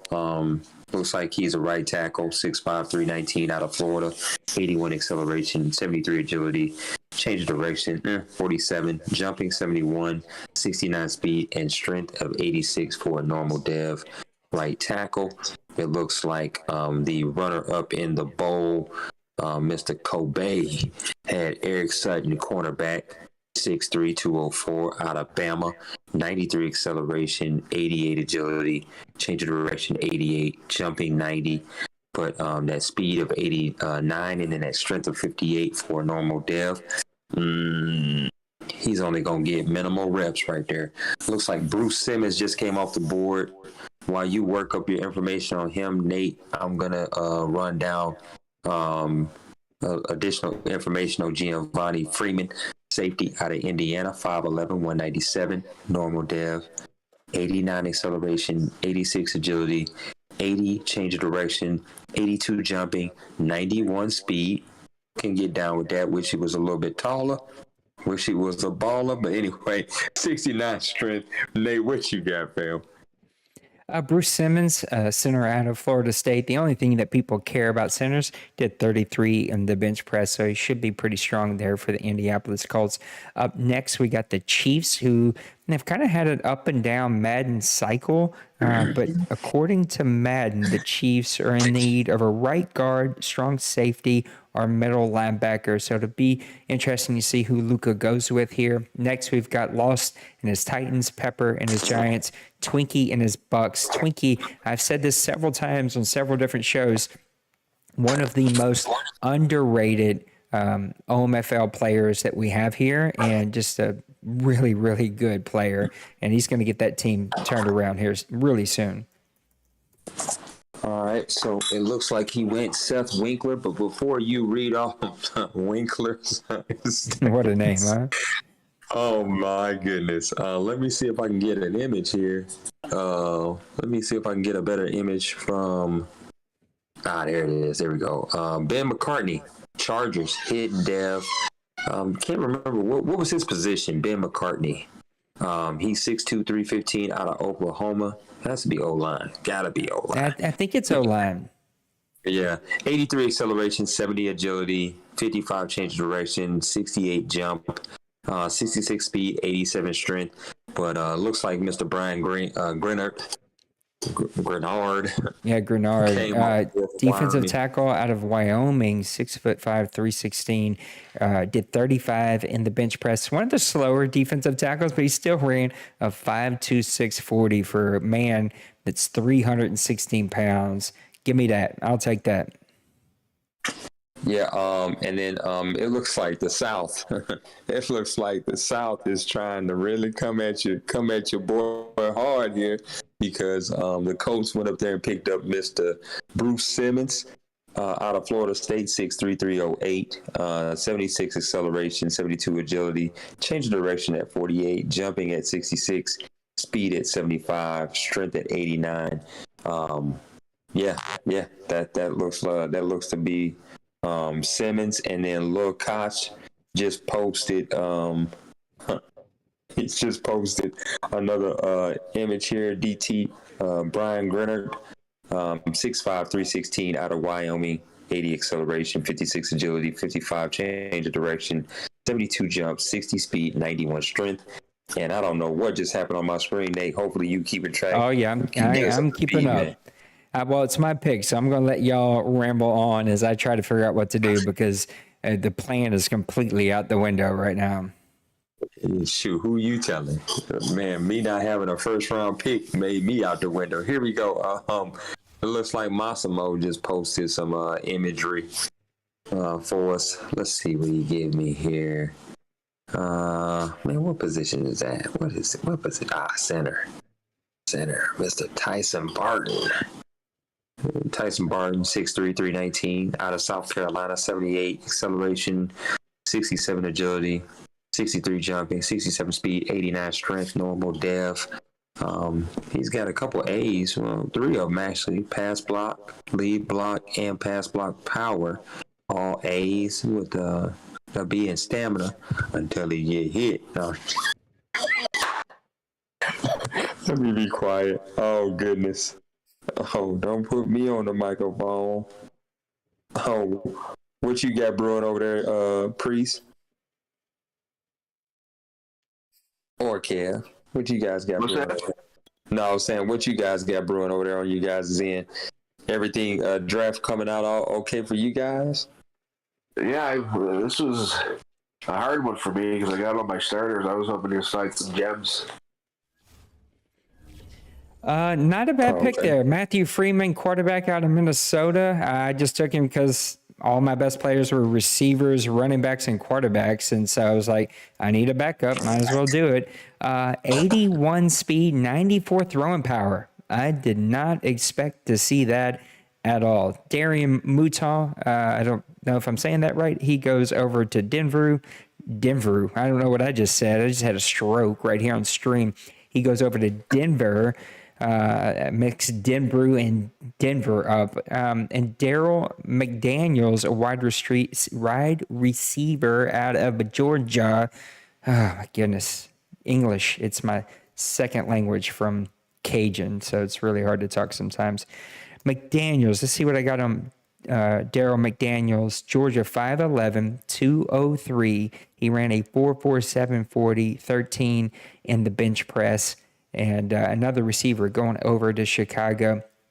Lots of receivers. Here's my top 10 really fast. Quentin Mitchell, wide receivers number 1. Peter Barksdale, wide receivers number 2. Number 3, Marlon Clancy. Number 4, wide receiver Mario Sutton. Now, I did miss one pick, so if one of these guys has already been gone, I just missed it. Dorlin Bernard, a tight end, is my number 6. Number 7, Robert Mahoney, a fullback. Number 8, wide receiver Bradley Jones. Number 9, tight end Vernon Spillman. Number 10, Joe Cloakley, a quarterback out of TCU. That is my top 10 that are available and left right now. And so a lot of skill positions. I'd say my top 30, 20 of them are wide receivers. So lots of really good athletic wide receivers are left. Now, you know, where they fall and where they go is going to be kind of up to the league, but there's some really good players left. And I think what's happening is guys either don't need them or have already drafted them. So they're going in other directions, which just means we're probably going to have some really good receivers in free agency this year.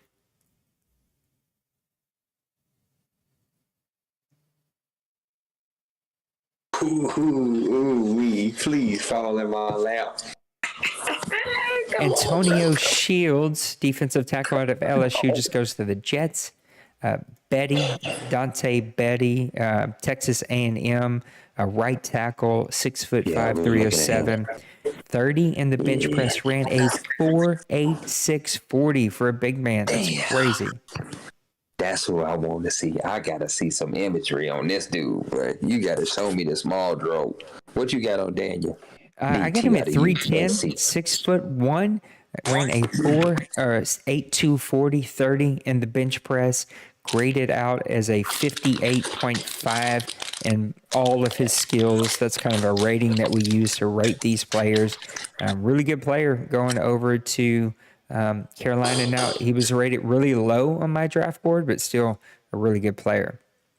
We got Jets, Chargers, Texans, San Francisco, who I haven't seen draft in quite some time, Pittsburgh, who I haven't seen draft in some time, and then over to New England, who's had quite a few draft picks here. So have the Jets. So we got a couple teams that have been adding to their depth this draft. We'll see which direction they go. A lot of good receivers left.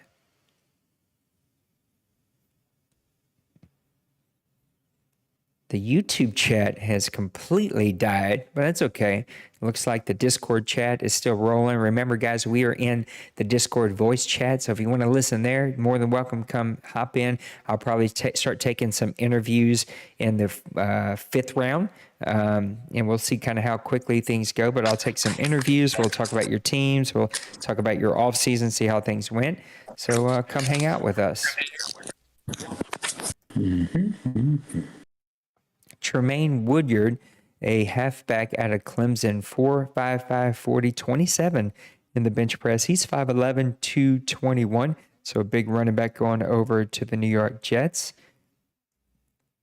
And then our guy, Daquan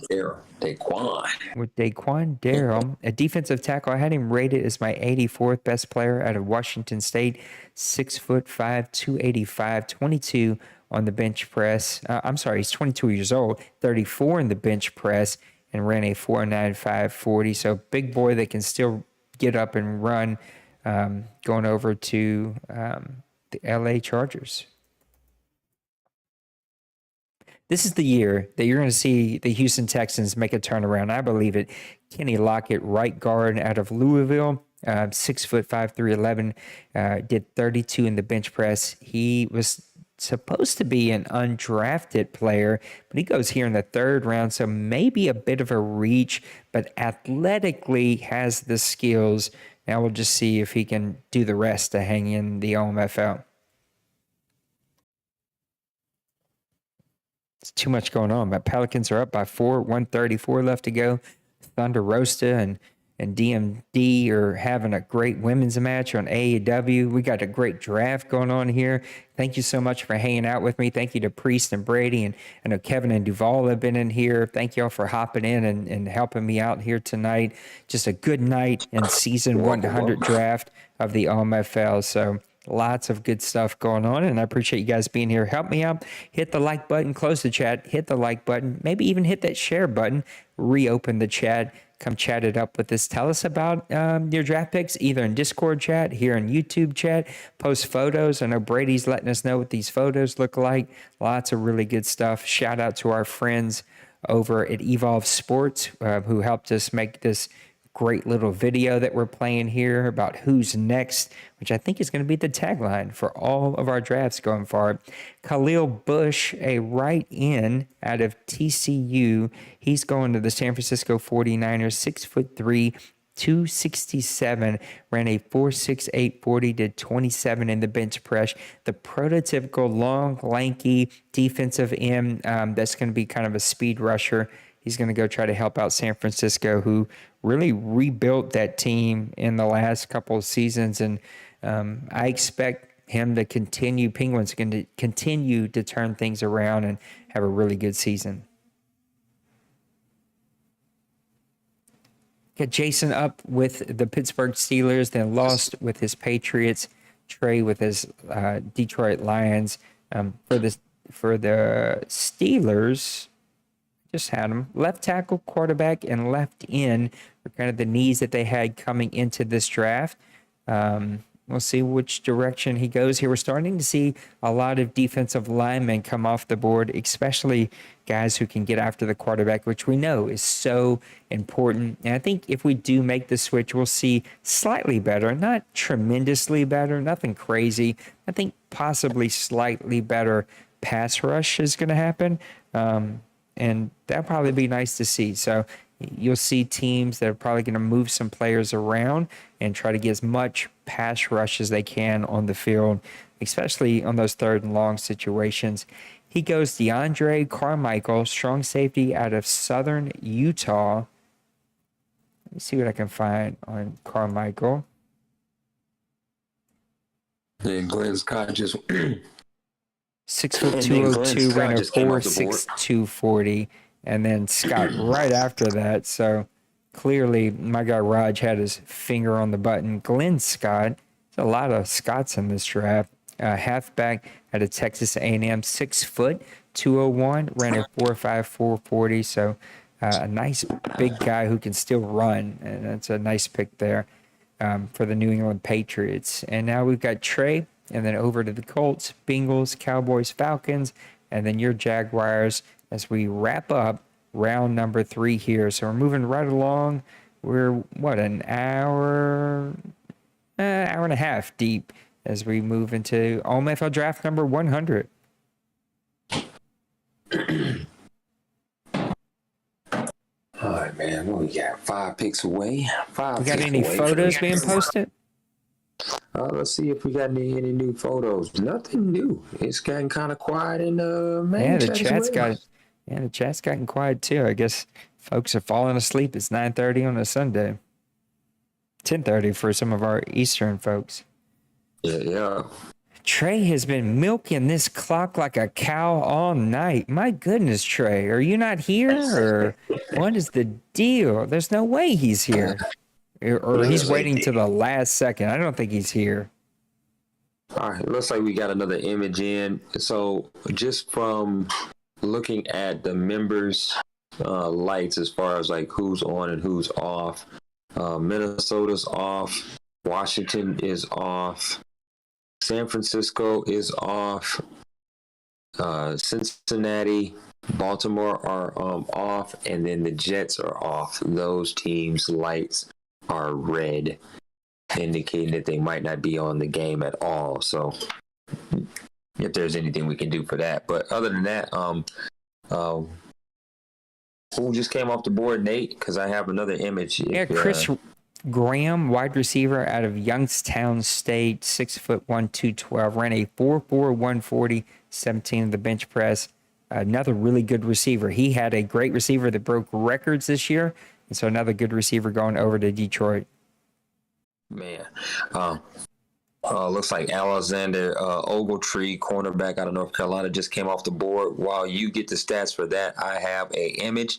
Glenn Scott, halfback out of Texas A&M, 6 foot, 201, 90 acceleration, 87 agility, 87 change of direction, 86 jumping, 88 speed, 72 strength, hidden dev, going over there to New England. Pretty nice. Ogletree, 3rd round. cornerback out of North Carolina, 6'3", so big boy, 210, ran a 4.5, 340, only 8 in the bench press as a cornerback. You know, I heard an interesting comment actually from Sean Payton about the NFL draft and the combine that I don't think correlates to Madden, but he said the guys with the higher bench press means shorter arms, and he actually likes defensive linemen with longer arms to kind of create that separation. And so he doesn't look for the higher bench press. It doesn't necessarily mean they're stronger. It just means they have shorter arms and they can handle doing a lot of reps. And so I just thought that was a really interesting comment. I was like, I don't think that 100% correlates, right? Usually we look at bench press as a strength rating, which it is in Madden. And I just thought that was an interesting thing that doesn't connect to what happens in the NFL. Marquise McGowan, cornerback out of FAU, 5'9", 205, 442, 49 in the bench press. It's going over to Cincinnati. And then we got our guy. Dobbins just came on. Yeah, Mr. Dobbins. We know now Dwayne loves his safeties. Out of Buffalo, 6'1", 195, ran a 4.53 40, 15 in the bench press, which is the prototypical safety that Dwayne likes to have. Looks like my Pelicans might pull this one out. Kobe's up next, then your Jaguars. Then we're back over to the 4th round with Outlaw and the Buffalo Bills. We'll skip Nipples and his Ravens, then off to the Rams and back to the Packers. So we're starting to see some of these picks are falling into the teams that earned them. And so hopefully we'll start to see some of the names that we haven't seen earlier in this draft. I'm going to start taking some interviews here in the next 30, 40 minutes. And so if you want to be interviewed, you got to just come join. Come on, man, hit your free throws. Got to come join the voice chat here in Discord. You can use your phone. You don't have to have a mic. Dion Wallace, cornerback out of Texas, 4.47 40. He's 6 foot, 182. Coming out of Texas, going to go help Atlanta and their DB backfield. A DB backfield that doesn't need a whole lot of help because he is very, very good with some really good players and played a hell of a bowl game. One of the better bowl games that we've seen in a couple of seasons. And so kudos for him hanging in there. And then a center goes over to the Jacksonville Jaguars. I'm going to go ahead and let Brady talk about him. And Michael Gordon, 6'3", 314 out of Alabama. 76 acceleration, 64 agility, 68 jump, 64 speed, 83 strength. Just went with something that I felt I needed versus what I wanted. And you best believe the last part of this draft is going to be want the rest of the way. So. Yeah. Brian Whitfield, free safety out of Texas, 6'4", 197, ran a 4.67 40, 21 in the bench press. Supposed to go round 2 or 3, so he's getting a pretty good value here. We're seeing a lot of safeties come off the board now, which is really surprising. It showed you that is a position group that kind of got pushed down that teams needed, and now they're starting to pick up on that. Not a player that's super sexy on paper, but he's a big guy, and he's going to go help a really hard-hitting defense in Baltimore. All right, looks like we got a couple images came through. All right, Nate, talk to me. So it looks like Steve out of the Colts had Ogletree, 6'3", 210 out of North Carolina, 94 acceleration, 82 agility, 90 change of direction, 87 jumping, 89 speed. His strength, though, is at a 54. And then we also had Kobe, went corner as well, 6 foot, 182 out of Texas, 91 acceleration, 82 agility, 85 change direction, 86 jumping, 91 speed, and yet again another one with pretty low strength at 54. And then Dorian Banyard just came off from Georgetown, tight end to the Rams. What you got, Nate? 6'6", 259, ran a 4.67 40, 19 in the bench press. So nice all around tight end. He was my 6th best player available. So I like that pick there. And there we go. Finally, Mr. Priest grabs his punter that he needed. I don't mind it here in the 4th round. I think that's totally acceptable. 2nd, 3rd round, not acceptable, but you did a good job, Priest. So congratulations. Tell us about the punter. He's a punter. 92 strength. That's good enough for me. Nothing else to say. I don't know why my music keeps turning itself off, but we're going to get it figured out. We got the Raiders up next. I figure tall punter, long legs. He's a big guy. He can come up there and make plays for you. What's going on here? Oh, that's what's going on. Hold on one second. Can I mute this thing? All right. I'm going to try to keep this fairly low since I'm not looking to bother everybody with it, but my Pelicans have like 10 seconds left and I cannot lower the volume, or it lowers the volume on my music. So anyway, we're going to let that play out here in the next couple of seconds. Daniel Bishop, strong safety. He goes over to the Las Vegas Raiders. We're going to spit it out. And then we have Bankston, Sean Bankston, right outside linebacker out of Notre Dame, 6'5", 253, ran a 4.75 40 23 in the bench press. Kevin, I don't know if you're around and want to tell us about him, but pretty decent player there going over to the Philadelphia Eagles. And clearly they've invested into this defense this draft, trying to add some athleticism and some speed to an already, what I think, really fast defense.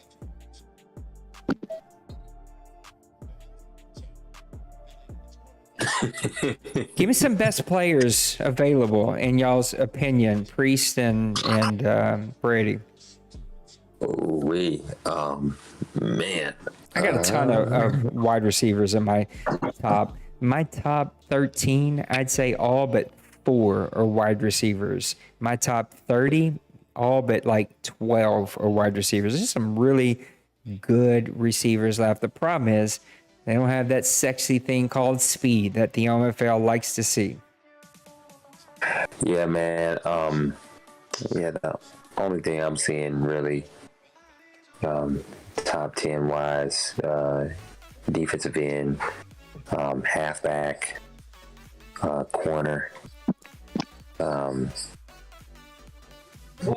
that's about all I'm seeing. That's really left for real. Cole Hart left in at a UCF going over to the Washington football team, 6'3", 274, ran a 4.8 40 27 in the bench press. So a prototypical off the edge defensive lineman going to help Washington and Cincyburg out. Priest, what do you got? Who are some of your best players available? Good talk.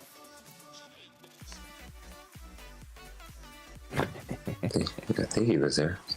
Nah, let's see. I'm going to run through a couple. Thought he was still there. Oh, I'm still here, guys, but I'm just listening now. I got a TFL game. Well, there you go. You guys. Our guy Braxton Burke, a halfback out of Texas A&M. He ran a 4.38 40 and 24 in the bench press. That is really, really sexy when it comes to like just raw skills of a halfback. Braxton Burke, he might be a sleeper. That sounds like a Brady pick if I've ever seen one, right? That's going over to Bill and the Miami Dolphins, but that sounds like a pick that Brady would make, just a sleeper guy that people fell asleep on, and he's going to go make plays now for Miami. Yeah, yeah. It looks like we got an image in for that Bankston from the Eagles. Looks like that right outside linebacker, 6'5", 253, out of Notre Dame, normal dev, 91 acceleration, 75 agility, 64 change of direction, 73 jumping, 80 speed, and 76 strength. That's what I got for that. And then once you are done talking about Tyree Jeffers, I got an image from Bill about Mr. Braxton Burke. Tyree out of Butler, 6'2", 250, 4.8 40 26 on the bench press. So not a bad player going over to Tennessee Titans. Well, he wasn't lying about possible speed, but yeah, Braxton Burke, 6 foot 223. Out of Texas A&M, normal dev, 92 acceleration, 85 agility, 77 change of direction, 80 jump, 96 speed out the gate, and then the 78 strength to match. It does not surprise me at all. Really fast player, really good. Terrence House, right in out of Florida State, 6'3", 313. So maybe a 3-4 type guy. Ran a 4.76 40 29 in the bench press. He's going over to Indianapolis Colts. It'd be interesting to ask the Colts if he's actually running a 3-4. Yeah, I'm not sure. I can post it in the. I can post it. I'm not sure. Hey, Steve, if you're listening, let us know if you actually plan on really running that 3-4. But then again, he might not tell me absolutely nothing. He don't want you to do nothing until you line up on the field. And that's understandable. Exactly. That's fair. A lot of pretty decent wide receivers are left, you know, in that 4-4-2, 4-4-6 range. A couple of halfbacks in the like 4-5 range.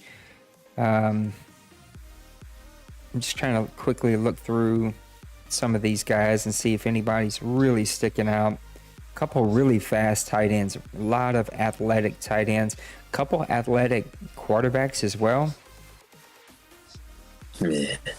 Where do you right fall now, about drafting a receiver in that 4-5 range of a 40? You said 4-5 range. Yeah. I look at them more along the lines, especially if they have the durability of like a Chenault. Then that'll be, you know, where they'll fit in, almost like a slot receiver. They're not too fast, but if they're strong, and durable, you can do something with it. At least that's my thought process about it. Not everybody can have a Tyreek Hill or a Hardman or whatnot, but if you can get, but I mean, I was able to chop people up with Chenault, and he's an 89 speed. You know what I'm saying? So, but the one thing is he can get in the middle of the field and take 2-3 hits and still hold on to the ball. So. Yep, that's the thing about those big receivers. They can handle those hits, you know, pretty well. What about when it comes to halfbacks? Do you shy away from specific speed of halfbacks, or you just want a good all-around halfback? You know, I want a good all-around halfback when I'm searching for halfbacks. I'm looking for all around. I know this cycle, especially with my import being a receiving back, it's I don't know, it gets kind of hard from time to time. That's why I moved him to the 2 slot, because when I had him at the 1, I wasn't getting any traction. But once I moved into the 2, started using Robinson as my 1, that's when I was able to do, more damage. But then again, that's power back, elusive back, power back, elusive back, that dynamic. So, yeah. A halfback out of Florida State, Joshua Booth, going over to Tennessee, who it feels like has invested pretty heavily into their offensive game here. So they're trying to add some weapons over there in Tennessee. Well, word on the OMFL streets is he is Bowl 100 champion. That's the word. That's the word out there. So. Look, good luck to him. Look, I think one of the things about your reign in the OMFL that should be noticed is, I think anybody who beats anyone from the NFC should just get like double the championship, because the NFC has been that strong this Madden, and they really beat up on each other, but that also makes them really resilient. And you've beat, whether it's the Dallas Cowboys, whether it's the Atlanta Falcons, those are really, really good teams. And you took the Cardinals right to the brink. It was like a 3rd and 26 that game that he had to convert to put you away. And so it's anybody who thinks they're just going to come in and get it, they're going to have to take it from the NFC, and you've done that. Yeah, I've been fortunate. I've been fortunate this cycle. Man, picks are flying off the shelf right now. Yeah, I'm staying up, luckily. Yeah, man, I've been fortunate, but I like, there's a gauntlet in the AFC, but it's nothing like the NFC, man. What Kobe was able to do this past season, especially in the playoffs, like he went against literally 3 of the best. Absolutely. they have their own banners. You know what I mean? And I haven't put myself in that category yet because we haven't finished the cycle. So if I can hold more championship banners when the cycle ends, then I'll feel like I can at least pull a chair up to the table with the boys. But until that happens, we just gonna keep riding it out. But I still, at the end of the day, I still have to beat D-Money. That's the bar I've set. Like, I gotta keep getting back in hopes that I can take one from him. Yeah, I don't know that I agree. I think you definitely belong at the table. Anybody who can win back-to-back championships here in the OMFL is in a league of their own, and you've done that. And so, you've had to beat really, really good teams to get there. Kobe and Dwayne are nothing to shake a stick at, and back-to-back championships are very, very hard to come by, and you've done it. So you're up in the OMFL lure forever in my eyes. Dennis Woodard out of Nevada, left tackle, 6'6", 315, did 28 in the bench press. He's gone over to the Denver Broncos. And now we've got Chicago up for the second time in 3 picks. Then back over to Buffalo, the Texans, Panthers, Vikings, and Chargers as we move along here in the 4th round. I just realized I don't have a 5th round, and so I'm not going to be picking for quite some time. But a lot of really good players left. We got any photos or anything? Yeah. So we got photos on deck, and it looks like it's coming from my division. The Titans had left outside linebacker Tyree Jeffers, hidden dev, and it was from what I understand, it was a panic pick, Nate. Panic pick. Those are the best. 6'2", 250 from Butler. 87 acceleration, agility 76, change of direction 66, jumping 75, speed 80, strength 80. Yeah, that was a panic pick, and then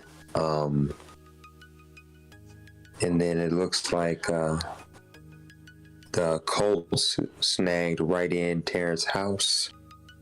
He was 6'3", 313 out of Florida State. Man, the picks are flying. And then you had 80 acceleration, 72 agility, 66 change direction, 62 jumping, 78 speed, 84 strength, normal dev, defensive end. Those were most of the image. Those are all the images as of now. Middle linebacker Rudy Collier, South Carolina State, 5'11", 239, ran at 4.63 40, 23 in the bench press. Like that pick for you, Raj, who said he was going to join me tonight, and I have not seen you, Raj, so you lied. I'm sure there's a good reason, but feel free, Raj, to come hang out with us. Cedric Nash, what a great name, defensive tackle out of Ohio State, 6'2", 297, did 35 Brady in the bench press. That's a big, strong boy going to help out Carolina, who's another very underrated owner, very underrated player here. He kind of goes on streaks from time to time, but a guy who knows how to build a really good team. I wish he was a little bit more like talkative and guys got to know him, because I just think he's quietly a really good team. We got the Vikings, Chargers, Giants, 49ers, Steelers, and Patriots. And I think when you start to get to this, unless your team is like in full rebuild and you lost maybe some backups due to cap issues, trades, whatnot, you're probably just going sexy. Like, I'm looking for speed, I'm looking for athleticism, I'm looking for strength, right? I'm going after something really sexy on paper, and maybe I can get lucky with the dev or something. Or you're just straight up just picking for a backup. I need a second defensive tackle. I need a backup quarterback, right? I need a kicker or a punter. That's when you start to see those picks start to happen. Gabe Lowe, quarterback out of Ohio State, a guy that could run a little bit with some athleticism. So really good player, going to go be a backup in Minnesota because they have a possible Hall of Famer there in Minnesota.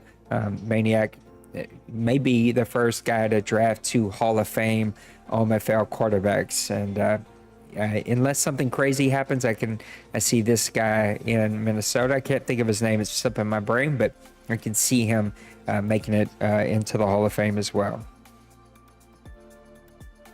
Yeah, I know it's not a draft image, but Kevin just posted a regression.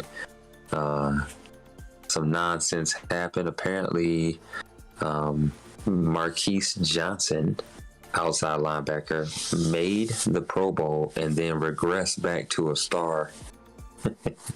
Yeah, I think he was telling me about that the other night because I play with Kev in PUBG and Call of Duty, and I think he was telling me about something like that happening. It happens, man. There's no really rhyme or reason why Madden decides who gets dev upgrades or downgrades, but I would say I don't know that it matters a ton since we don't have abilities on.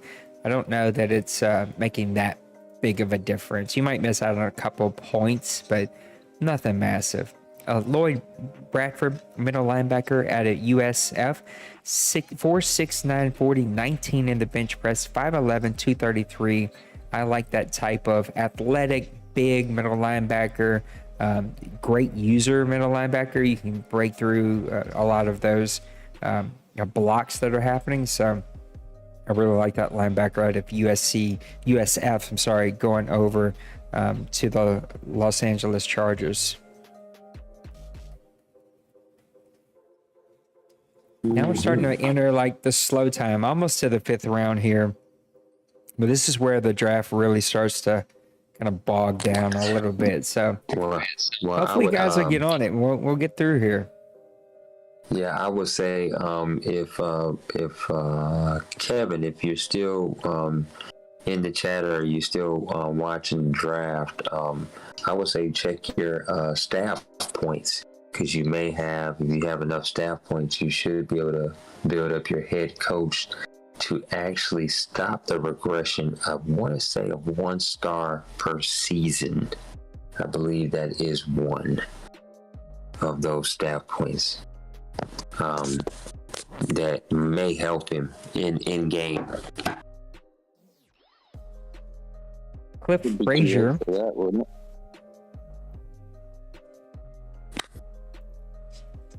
Say it again. I'm sorry. What was that, Kev?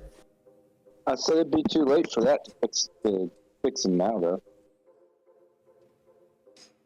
Because where is that? Last season, wasn't it? Let me see. Where does it says? Hold on. I'm trying to look and see what it says. Reset. No, that's reset the talent tree. Where is it over here? It says slow ratings regression for 1 season for 1 position. Yeah. Yeah, that might have been something you had to do last season. Yeah. Yeah, I seen that. I was just like, what lameness Madden does? Ola Jokovic has went off for 46 points against my Pelicans. That dude's stupid. Were they able to pull it out? Nah, it's overtime. It looks like they're going to lose. Uh-oh. Gotta make those free throws. Gotta make. Yep, you gotta make those free throws, man. And that's what did it, man. All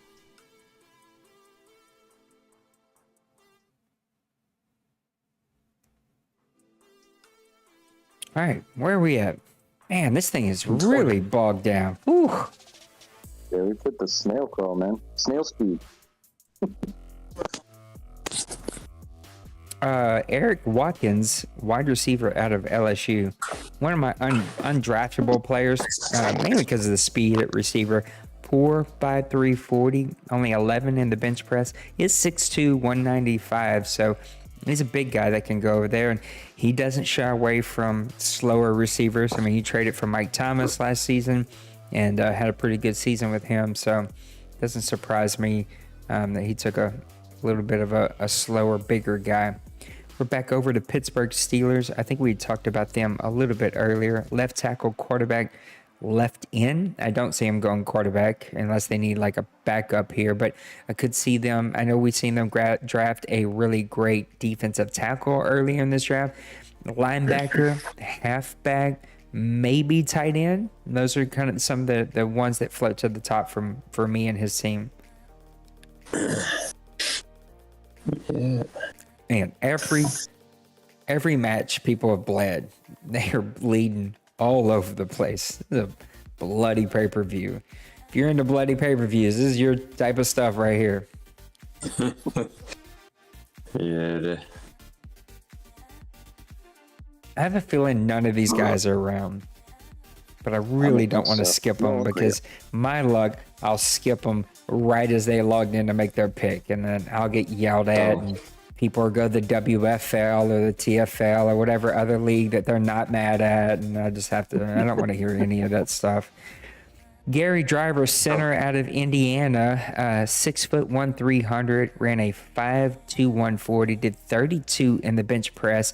If you're getting a guy that did 32 bench presses in the late fourth round, that's not a bad pick. Jason is smart. He knows when to make good picks, and he made one right here.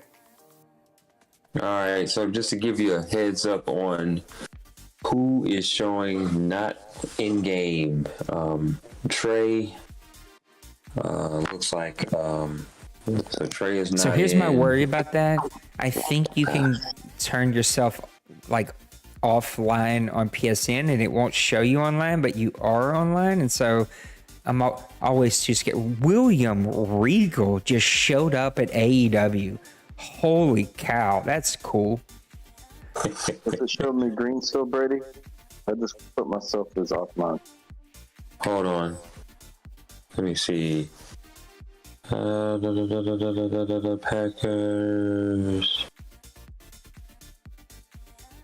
No, it's still showing you on. Maybe close it out and then bring it back up. Still nervous. Yeah, I came back out from the menu. Yeah.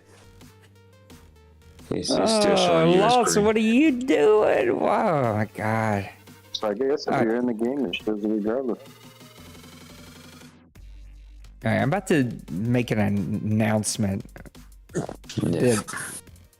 You get to 5 seconds, I'm skipping your 10 seconds. Like this is starting to get ridiculous. This is entering ridiculous land.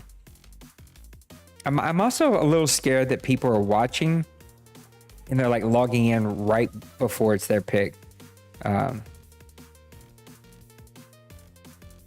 Which is also like the reason I'm always nervous just to skip. Like earlier, I had to skip the Ravens, and stupid me was like almost sim the draft. I was like, oh wait, no, that's not. And then I was like, almost sim the round. I was like, oh, that's not what I want. So it's like I just get so nervous simming things. I mean, Kobe Jason just said in the chat, hasn't forgiven me about simming his bowl yet. I don't blame him. I'd hate me too forever. Yeah, Kobe just said he's been appearing offline all night, and yeah, it is still showing him as green as well. Yeah. All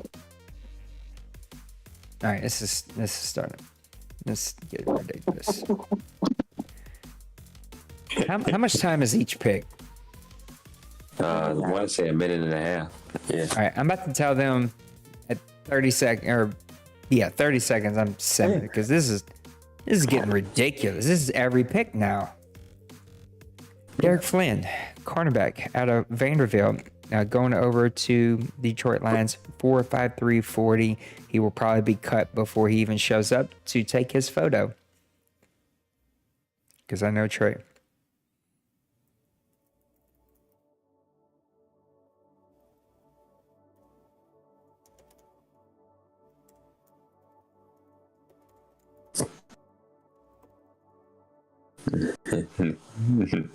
He's giving that public service announcement. All right, I'm done.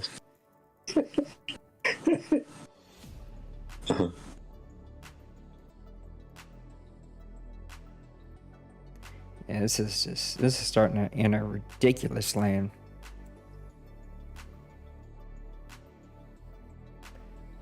So, team, Seahawks this aren't started bringing off really great. We started off hot. The YouTube chat was popping. People were in Discord, photos. It made me excited about season 100. But these last couple of picks has showed me why this might be the last season, this man, because I cannot be begging y'all to get this stuff done. This is ridiculous. Seahawks are red, Nate. All right, I'm skipping. I'm just going to get in trouble. It's the 4th round. Get over it. If I skipped your 4th round pick, sorry. Make it quicker. I don't know what to tell you. He win, it's on.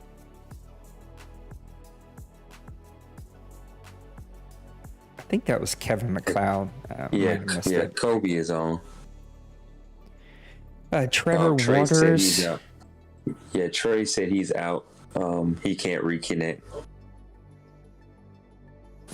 What's that even mean? Damn it, Kobe, son of a God. That's it. Out of Ohio, 4'8", 40'29" in the bench press, 5'10". He's going over to the Atlanta Falcons, and it sounds like he took one away from Brady. I don't know why Brady would need a 19th halfback, but whatever. Man, there's a lot of decent players. I think, look, anytime you enter this portion of the OMFL draft, it's going to be tough pickings. Eric Gary out of Michigan, 6'5", 299. Tell us about him. Man, Eric Gary, I'm kind of bummed about the Clemens, but anyway, Eric Gary, right in, 6'5", 299, out of Michigan, 80 acceleration, 79 agility, 68 jumping, 79 speed, 89 strength, normal def. Is Judge around? He was around earlier, but I haven't seen him or heard him. I could have swear his clock's been clicking down lately.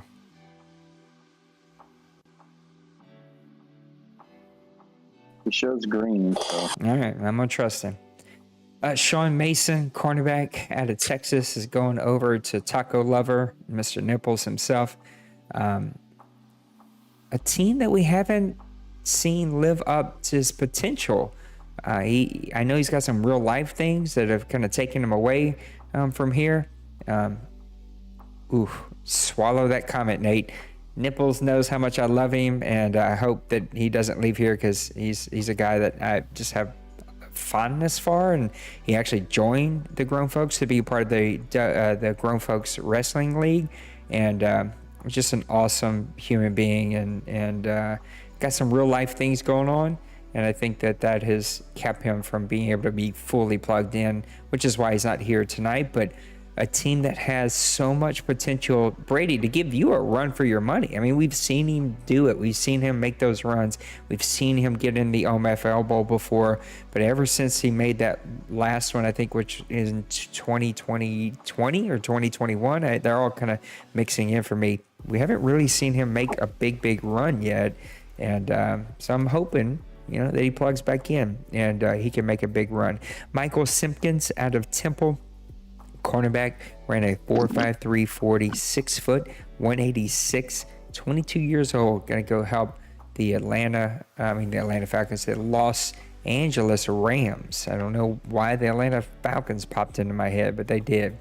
Now we've got Priest over to Bowles and his Raiders. We got our guy Kevin and the Eagles, Washington football team.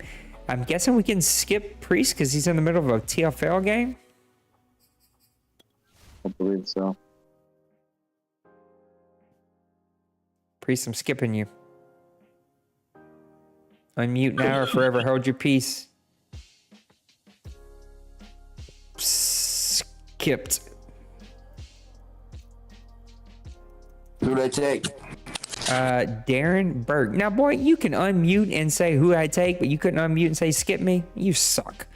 Darren Berg, halfback out of TCU, 5'11", 235, ran a 4.5 40, 25 in the bench press. I think Burke was the name of that halfback that you had, Priest, the one we couldn't think of his name a while ago. I think his name was Burke. No, it was Moody. Moody, that was it. Yeah. Goode.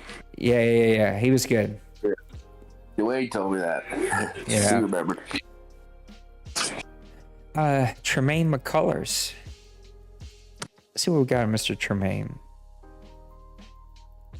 Yeah, while you look that up, Nate, I got an image from Kobe as he tries to rub salt in the wound about his running back, Clemens, 5'10", 225. Apparently he has 91 speed and A+ trucking. Acceleration 89, agility 87, change of direction 80, jumping 79, and strength 82. Normal dev. I think we just seen our first fullback come off the board, Phil Miller, a fullback out of Purdue, ran a 4.94 40, 29 in the bench press. He was my 14th best player left available. So nice player there, first fullback. You're always nervous to be the first person to take a fullback, but clearly good player that was left. Eagles go ahead and take a shot on him. Gates was A pass blocking. I think he had high run blocking. Not fast. 72 speed, but 85 strength, 78 acceleration. It's 82 agility, the 77 fifth round, change. right? Like, take a flyer, take a chance. I don't have a fullback. Haven't had one all day. I'm like, what the heck, I'll get one that can block. I drafted one last season. I let him sit on the practice squad, but really good player. I can't wait to hopefully call him up this year. We'll see. I think my fullback made the Pro Bowl, so maybe keeps him away for another season.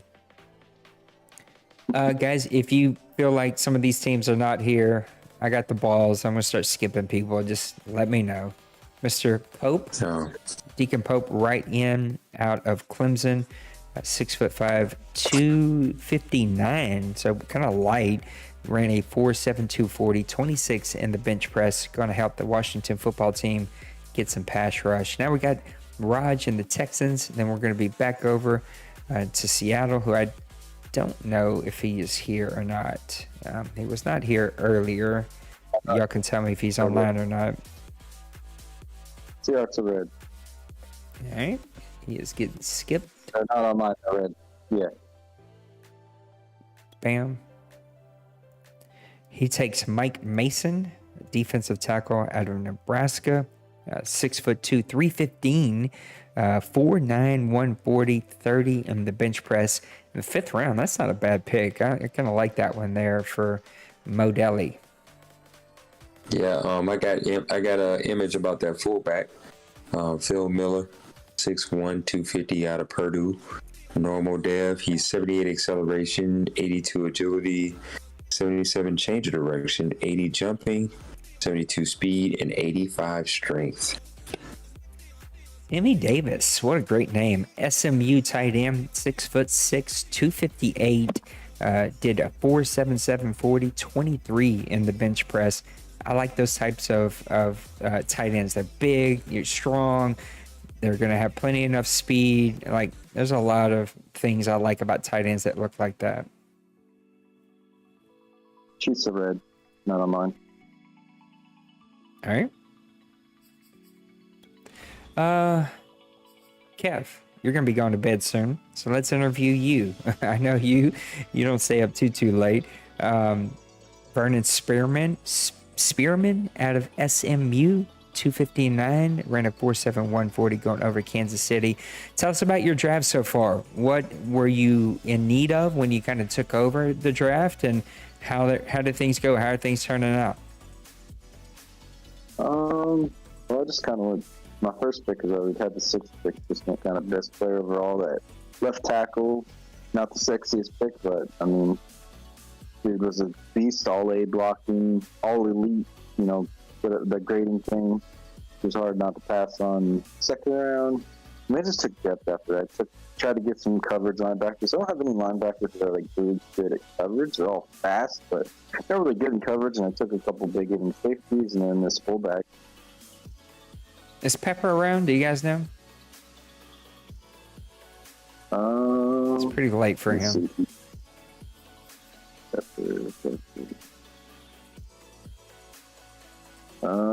He's red, but he's off mine. Alrighty. You and I talked a lot. Again, you're one of the few guys I get to talk to often because of the shooters that we play from time to time. Tough season. After having a really great season the season before, making a good run, had a tough season, and you really couldn't put your finger on why, what was causing that season to be like that. Now that the season's over, you've looked back. What do you think caused you to get off track? I couldn't pass the ball last season. Like, I had a lot of passing, but just a lot of interceptions. Like, what worked for me in season 2 did not work for me in season 3. Like, it just wasn't there. Safeties were ball hawks. I don't know if there was an update that changed or something was different. I could not get that pass in there to complete, and offensive line was breaking down on me, with protection. A lot of fumbles from my quarterback. I mean, most of it was just bad passes, turnovers. So the turnovers, you're gonna lose. Like, I can't stop nobody. So you hope to not turn the ball over, keep just get that 1 or 2 key takeaways to flip the game around. But I couldn't do that last season. You guys know if Outlaw, Broncos, I know the Bears are around. Is Outlaw around? No, I think Outlaw's light was off, but I'll check. The Titans can be skipped the rest of the draft. The Eagles said they can be skipped the rest of the draft. Try to remember these. Yeah, Outlaw just took the whole clock, so I don't think he's around. Buffalo Bills. It says his light is green, but yeah. Okay. Maybe he's around. Maybe he just fell asleep. I don't know. He takes Greg Tucker, left in out of Texas, 6'4", 4'7", 340, did 28 in the bench press. Good defensive lineman, going to go help out the Buffalo Bills. Let's talk more about the Eagles. You brought over a really, really good, strong defense, but we've also seen you invest pretty heavy into the defense. Do you feel like that was something you needed to do? Was there an off-season focus around the offense? Where were your focuses, and was the defense a part of that focus? Yeah, the defense is my big focus. Look at my division. I got Cincy Burke, who's very pass-heavy. D. Wayne, he used to be run-heavy. Now he can just light you up with a passing game. He's got 3 wide receivers over 9 overall. And he can demolish you with Ezekiel Elliott. It's like, I'm trying to invest in my defense. I brought in Harrison Smith, to bring up some more power to my safeties. Maybe he can make a big play. Maybe bring him in a linebacker on 3rd down situations or something for run support. That was my main focus, was my defense. Offense isn't the problem. It's me turning the ball over. It's a problem on the offensive side.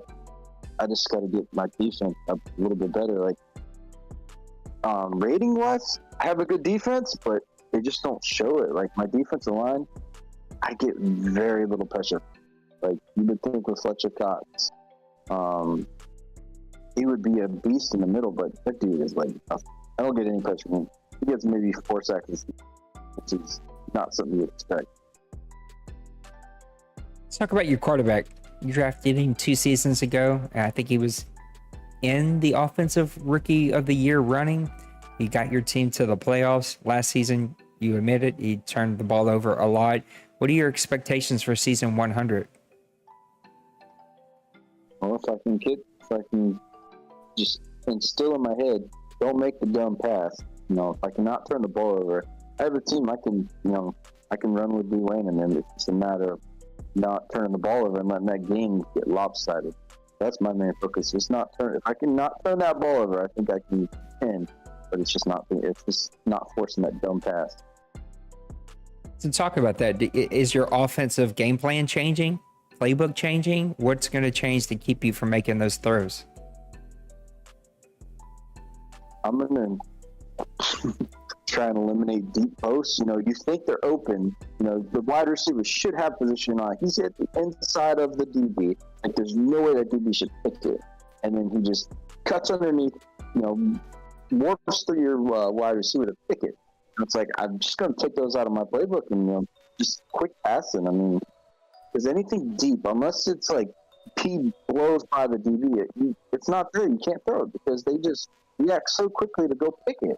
It's like Madden can never find that balance of interaction between wide receiver and cornerback DBs. It's either way overpowered for wide receivers or way overpowered for DBs. They can't ever find that balance between the two where they interact, where sometimes the wide receiver wins, sometimes the DB will win. It's either one or the other.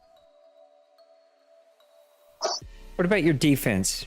You, again, have some really fast, good players. You even talked about kind of on paper, they're one of the better ones. Where do you have to improve the most on defense?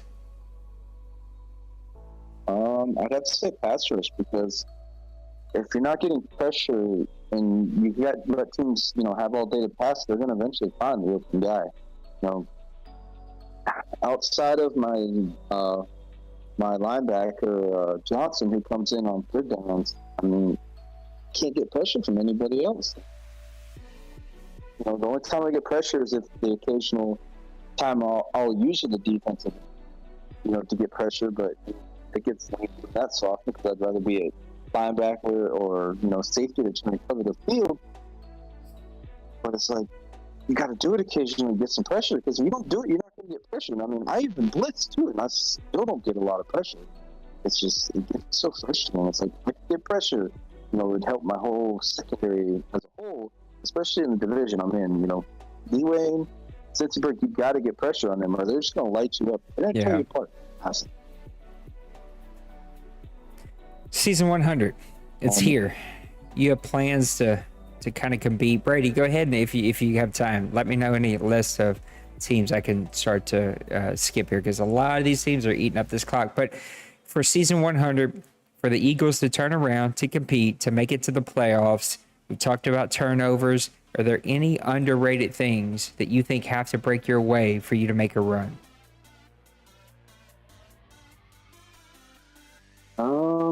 I mean, it's just going to be me playing smarter.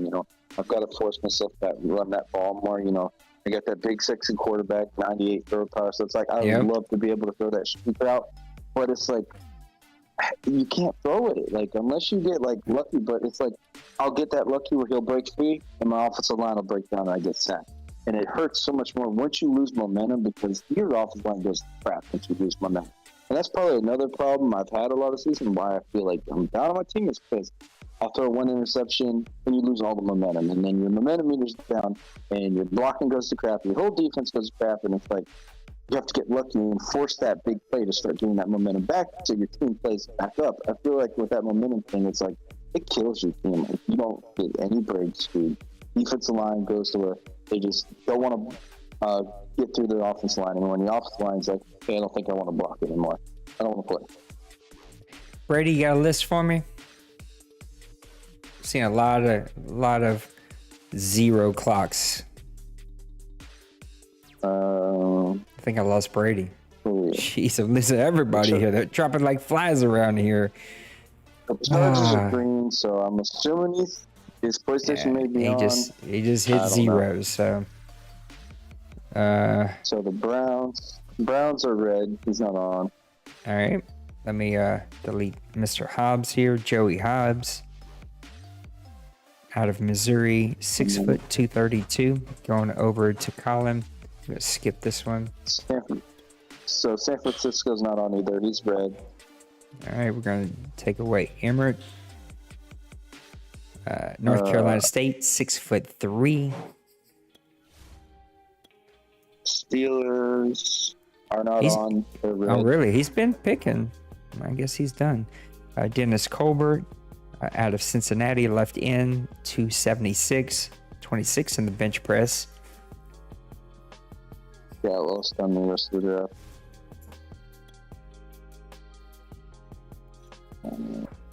Mr. Thurman Mitchell, left guard, 6 foot 2, 309, did 26 in the bench press.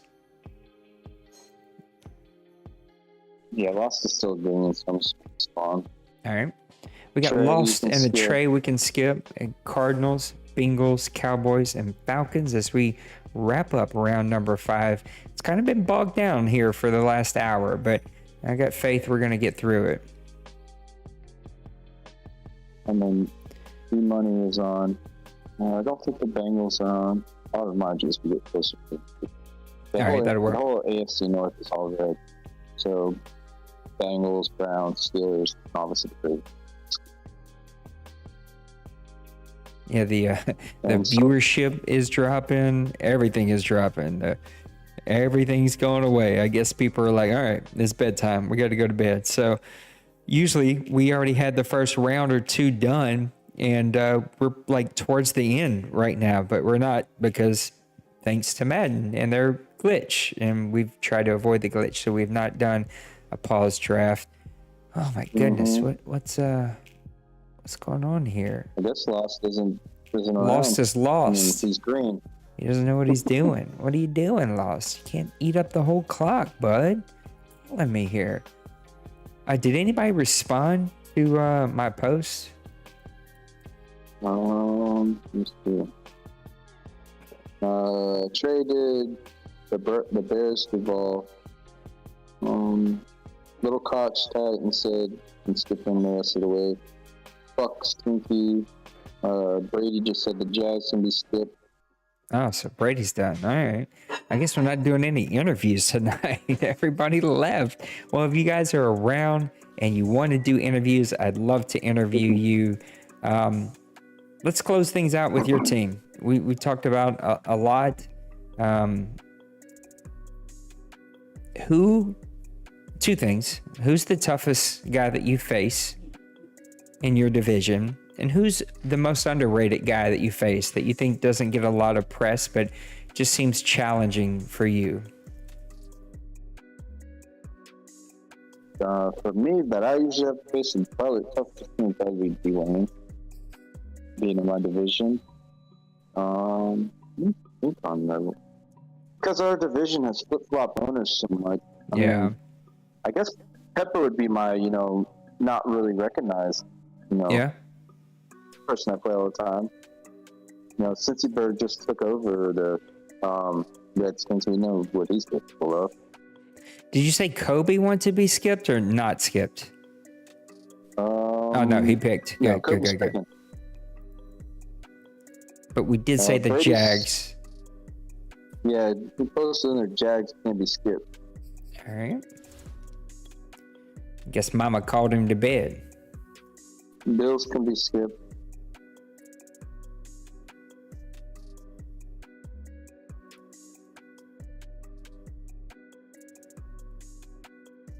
You can skip this one, mate. He's off. All right. I'm just trying to keep my draft board updated here. Mm-hmm.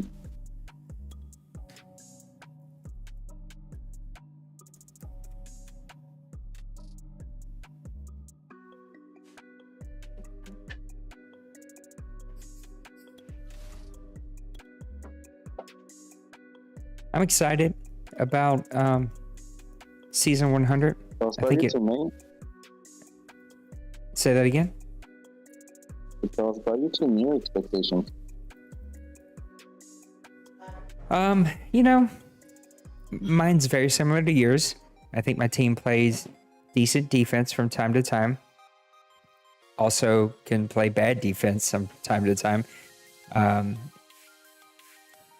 Packers, I'm going to skip unless he unmutes and says something. I think the Rams have been picking. Raiders have been picking. Of course, you've been picking. I don't know if the Washington football team's on. You can let me know that. But I think mine comes down to my quarterback play. Can I stop throwing the picks? I'm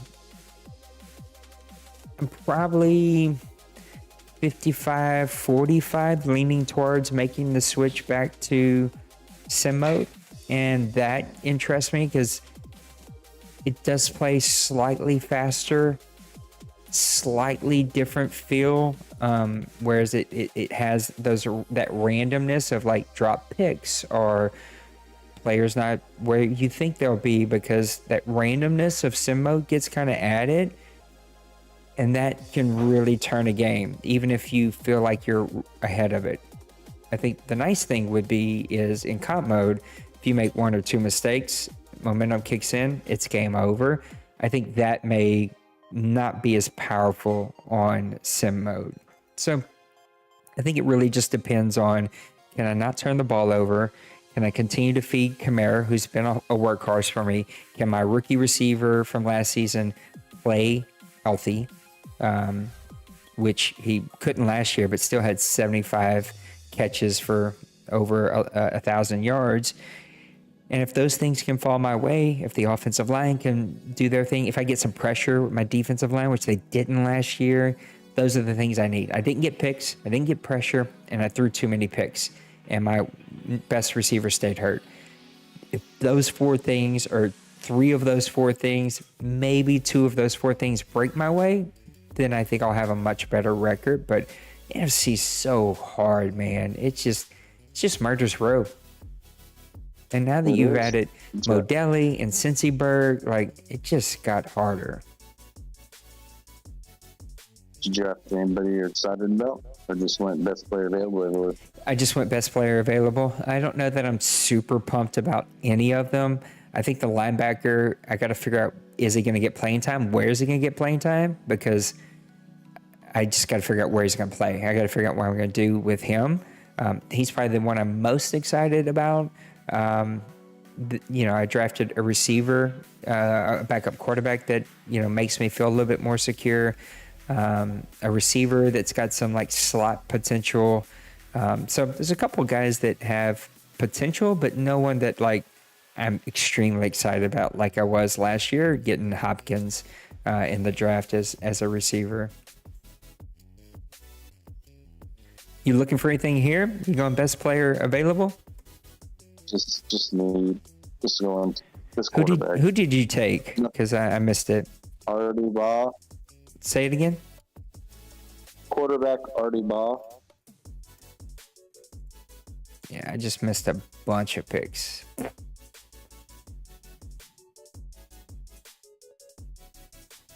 Nothing special, just someone that can come in, and if McMillan gets hurt, doesn't have a backup. You didn't like Joe Cloakesy? I had him at the top of my list. Just number one on the list, whoever it was. Yeah. Mm-hmm. I don't know if any of these teams can be skipped. I don't know if you've got time to look that up, but I'm ready to start skipping some fools. I'm ready to get through this. Seahawks can be skipped. All right. Skip this one. The Colts have been on the whole draft. Okay, good. He's been picking. I think we're going to see a lot of fullbacks go. Probably a lot of receivers maybe late. Tight end still has some good players. I still like Joe Cloakesy at quarterback. So there's still some decent players out here.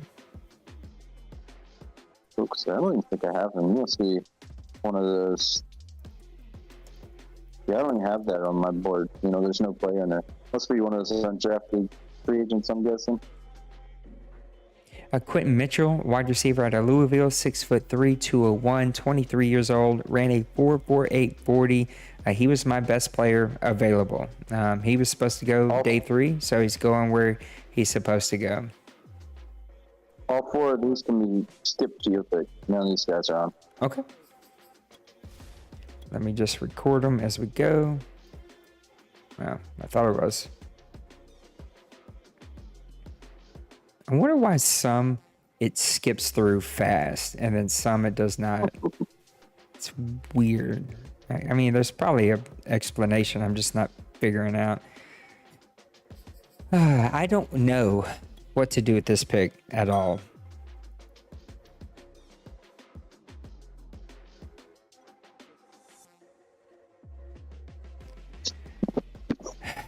Yeah, you can skip Twinkie too whenever you figure out who you want to take.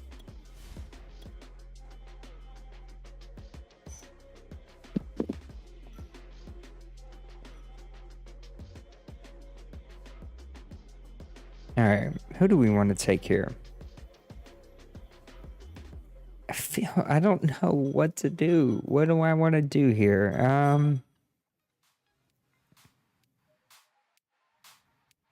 There's not a lot that's sexy, is there? Nah, there's not much left. I mean, this thing's pretty clean.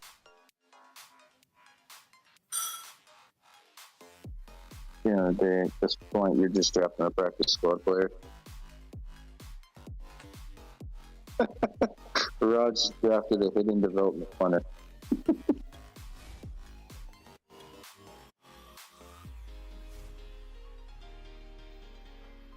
That's funny.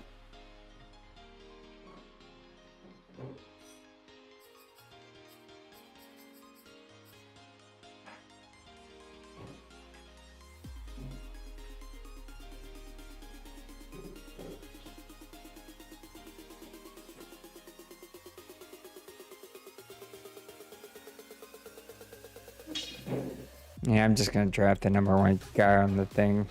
Oh, 90 speed cornerback. 87 change of direction. 89 acceleration. Ah, I'll take it.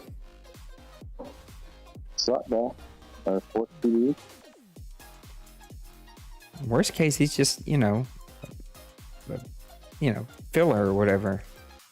Mm-hmm. Gotta have guys that can fill out that roster for cheap. What about the Broncos? Do you know if I can skip them? We're rolling through here. We gotta get through. Did you say he's on? He's on. All right. Bears, they didn't pick the last one. Do you know if he's on? The ball's been picking, but he didn't pick his last one. He said you can skip the rest. So we can skip them. The Jets are not on. Obviously, Raj is on. Skipping Raj just because you didn't show up tonight, Raj. Hurt me, Raj. Tell me you were going to show up. You got a hidden development punter. And then Brady didn't even say bye. He just bounced. Like mama walked by with no clothes on. He had to go. Sanchez moment. No Jets, right? No Jets. Clyde Beaver. What a name. Beaver. 6'2", 258, ran a 4.8, 240. Rod Samuel. That sounds like a guy that's going to play for Roger. Did 35 in the bench press. That's the one thing, Raj, if you're listening to this, that I hate about a spreadsheet is you can't resort by certain things or it messes everything up. And I'd love to figure out why, because I hate that. Do you know if the Panthers, Vikings, Chargers, any of them on? I know the Browns and 49ers are not. Panthers light is green. Okay. Vikings? Vikings. See.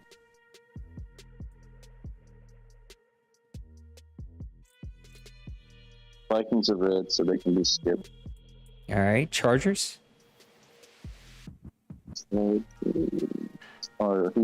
Collins shows green. All righty. So he's on. And then Browns, 49ers, skip. Browns, skip. 49ers, skip. And did you say that Jason said skip him? Yep, Jason said skip him. That's the way. Right. So I'll skip Vikings, Browns, 49ers, Steelers. Massimo's green now. So he may pop back right. on. I'll reach out and see. Yep, we'll wait. I ain't trying to skip, folk, but also ain't trying like freaking Panthers. What are you doing? Why are you eating this clock up? Just make a pick. Alan Spielman, quarterback out of Houston. 6'3", 209. I don't have a ton on him. He was not somebody that really interested me. I'm 22 years old. I'm assuming he's going to be kind of a pocket quarterback with that kind of size and height that he has. Vikings skip. Yep.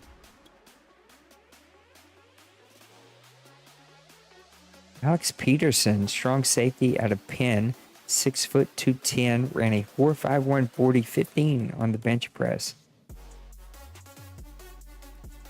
Mr. Collin is up, and then we got Browns, who we're figuring out, and 49ers, Steelers will skip. Do we know if Lost is letting us skip him, or is he around? I can reach out and chat. See. I mean, he shows green. What's up, Pooty T? We're in, what are we in? Round 6, late 6.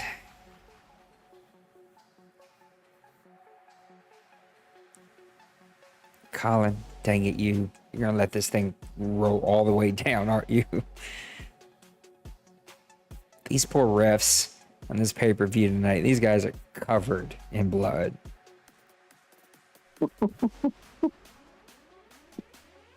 Guys, if any of you are watching on YouTube or in the Discord, feel free to come join the Discord chat. You can do it on your phone, just like having a phone conversation. We've done this for media days. Everyone has heard most of your voices, so come hop in here. Let's talk about your team for a few minutes. I think that'd be a ton of fun. I'm going to start skipping these when they get down to 15, 20 seconds. Like, this is ridiculous. Yeah, I'm skipping at 30 seconds. I don't know. Hey, you guys got to start making their pick, man. I'm not trying to upset anybody, but like, it's 10:35. Like, let's go. Did the Browns ever answer you? No, he didn't. All He right. shows green, but maybe give him to like said 30 seconds. Yeah, 30 seconds.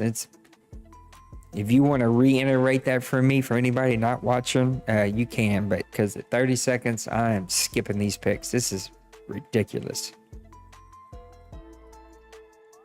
Terrence Nash, middle linebacker out of Georgia Tech, goes over to Colin. He's had a really good draft. I like his draft. He's added some offensive firepower. He added a really good tight end. So there'll be a fun team again to watch. These two dudes are beating the heck out of each other.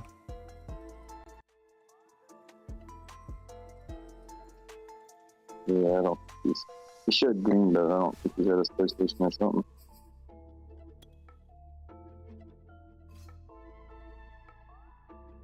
He takes a kicker, Mark Lindstrom, at Iowa State. And now we got a couple we can skip, right? Yeah. We can skip 49ers. We can skip this one. Loss never responded, so I don't know. He's green on the thing, but he's been running the picks all the way down. CPU's been picking. Just keep my draft board updated here.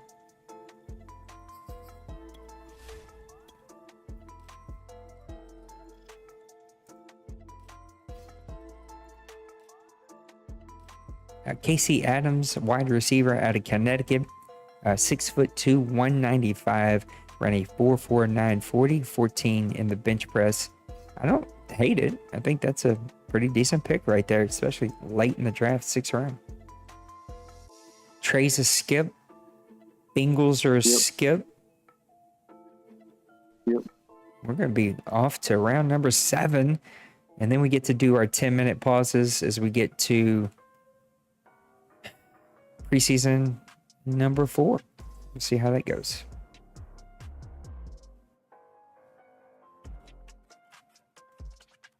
Yeah, I'm guessing. Panthers said we can skip them.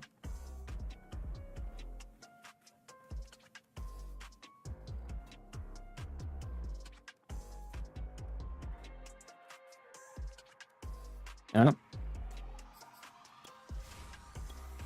Hit my 30-second mark. I actually forgot for a second. Gabe Marion out of LSU, right tackle. We're going to skip Trey.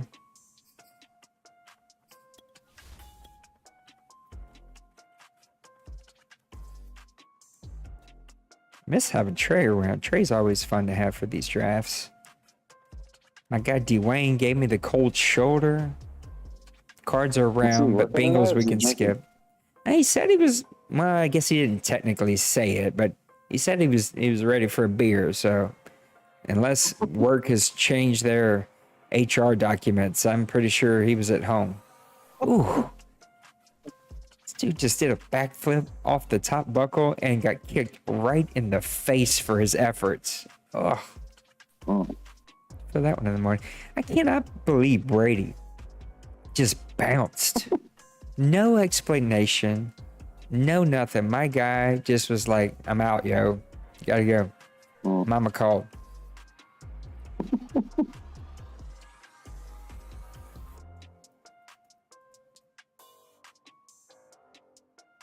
Cecil Bird, right tackle out of Stafford.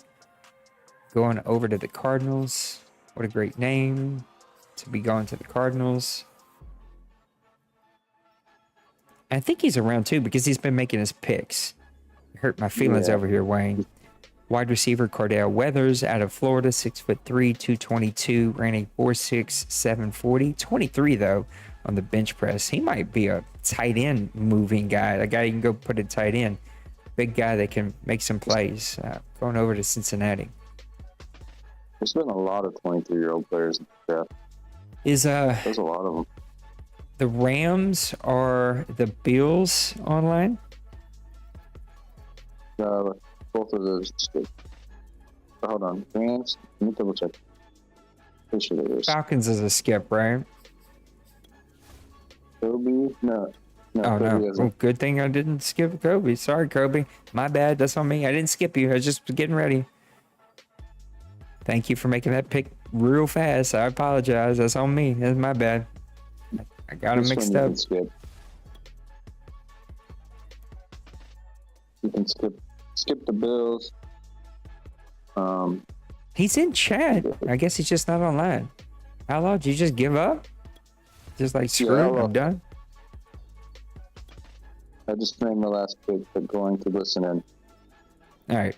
If we are not going to be picking round 6 and 7, then we're just going to cut this baby off after 5 because the last 2 drafts, 6 and 7, has been tough. And the reason we started doing 6 and 7 is because guys wanted to pick. They wanted to be here for them. So I guess that's a discussion for the summertime to figure out for Madden 23. The Rams? Rams are the green, so sweet. I would do 30-second. Packers, we know we'll skip. Oakland? Mm-hmm. I think the Raiders have been taken out of the Yeah, I think so. I think the last one he counted it down, but let's see. What do we have here? I've got some quarterbacks, a couple tight ends, I suppose, a couple halfbacks.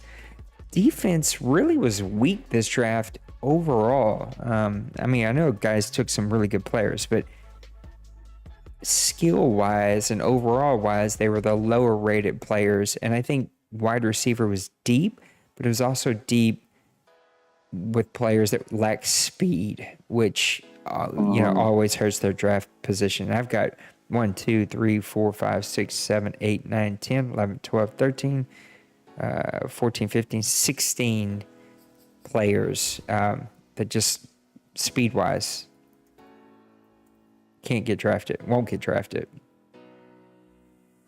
DeMarcus Barlow out of Alabama going over to the Rams.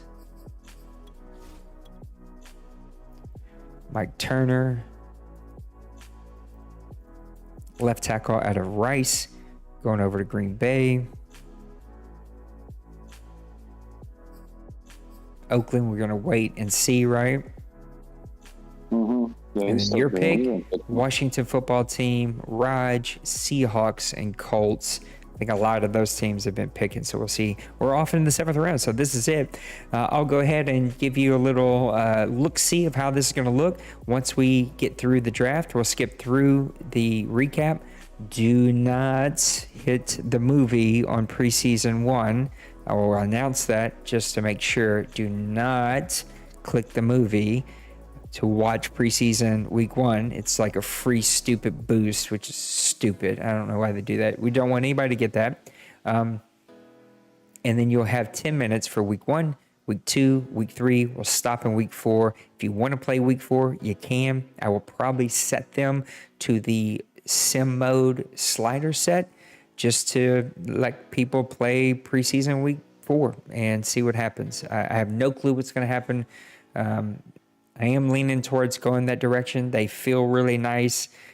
They don't feel all that different, except it feels a little bit more like open.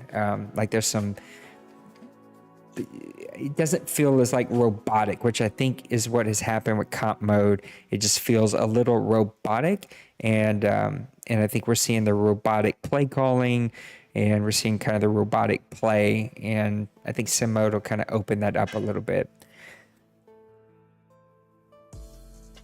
I missed my 30-second mark. Who did you take? Darrell Gardner. Be a returner. Nothing sexy. Wide receiver. Seahawks, do you know if they're on? Nah, you can skip. At this point, I'm not even looking at my draft board. It kind of is what it is. The Colts, I think they've been on there. They can skip. Okay. Eric Sutton going to the Seahawks out of Florida State, 6'3", 293. We'll spit it out. You can skip all the way to your pick. Okay. Let's do that then.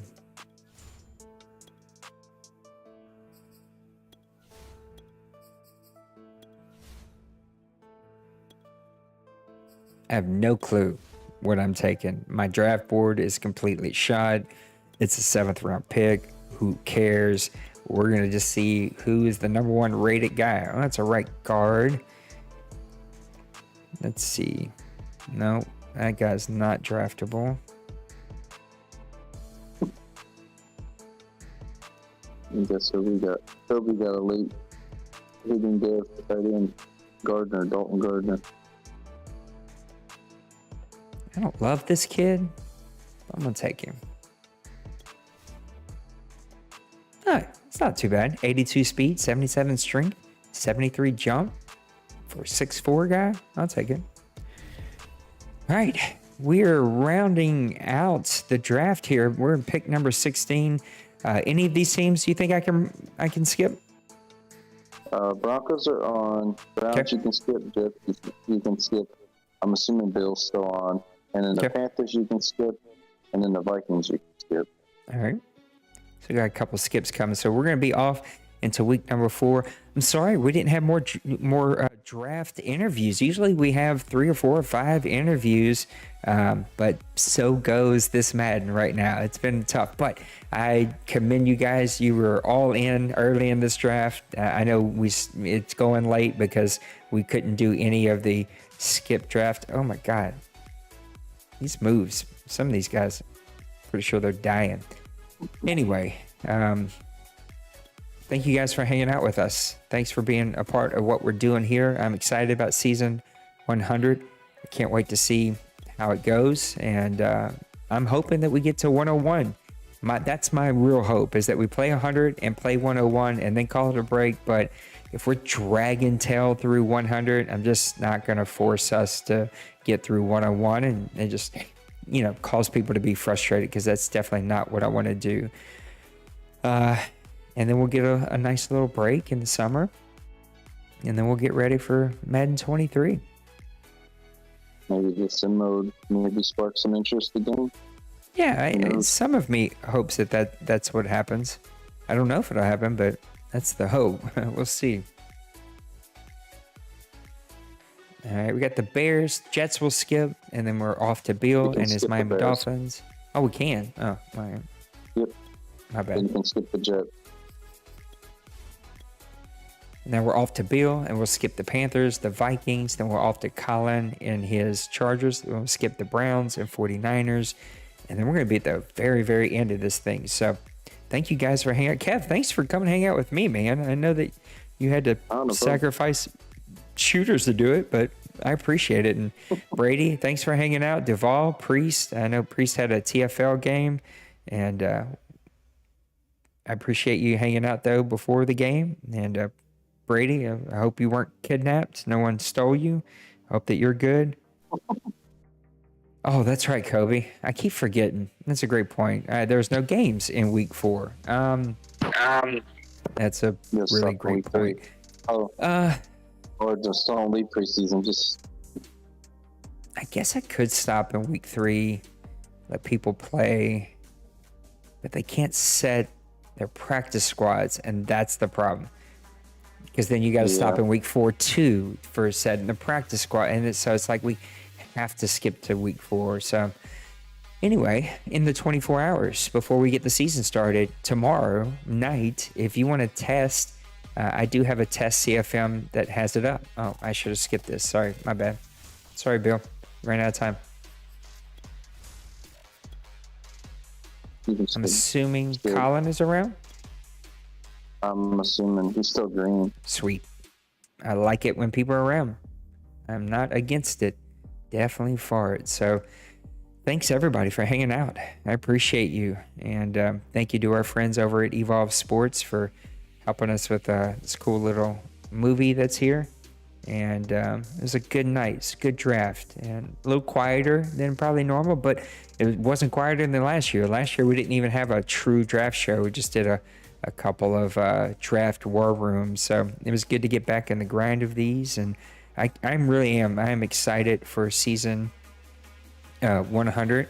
We're going to try to do some special stuff. I'm going to try to do some special interviews throughout the season. I'm going to try to bring Hot Seat back. We've got some special incentives that are taking place. So lots of really fun things coming in season 100. I'm glad that you guys are going to be a part of it.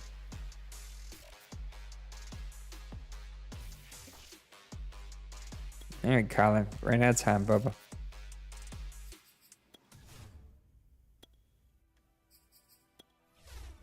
Now, Lost never answered you, and he missed his last pick. So, Lost, I got it on the button, Bubba.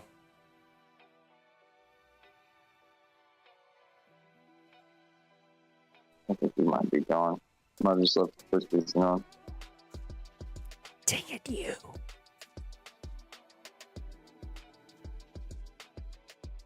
It's a good draft. I think everybody did well. I know that's a cop out, but like there were no teams that really this wasn't a supremely strong draft, but there were no teams that felt like they totally missed. Like there's always usually 3 or 4 teams where you're like, wow, they totally whiffed on this. I don't know what they're doing.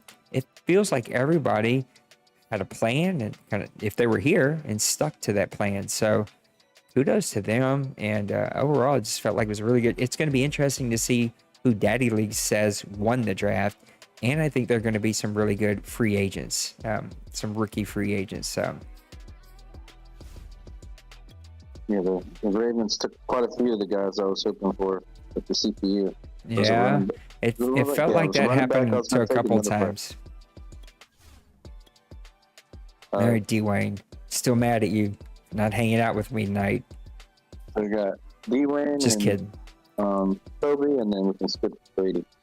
Okay. Yep. All right. Well, bring us home, Kobe and Wayne, and we'll skip Brady, and then we'll get off to week number 4. Again, I'll send a message out during the draft recap about don't watch the movie in week 1. You're pausing week 4 to get your roster set your practice squad. You got to fill in submissions for 68 and above. For rookies, you got to submit a form. If they're below 67 and below, then you can just sign. You know, all the things that people somehow forget. They catch amnesia and they forget exactly what we're doing. So I try to remind everybody about those. And then we'll get this baby. Scenario, right? Yeah. Try to remind people not to do that. Ooh, Wayne, you were pushing that. I was ready. Finger on the button.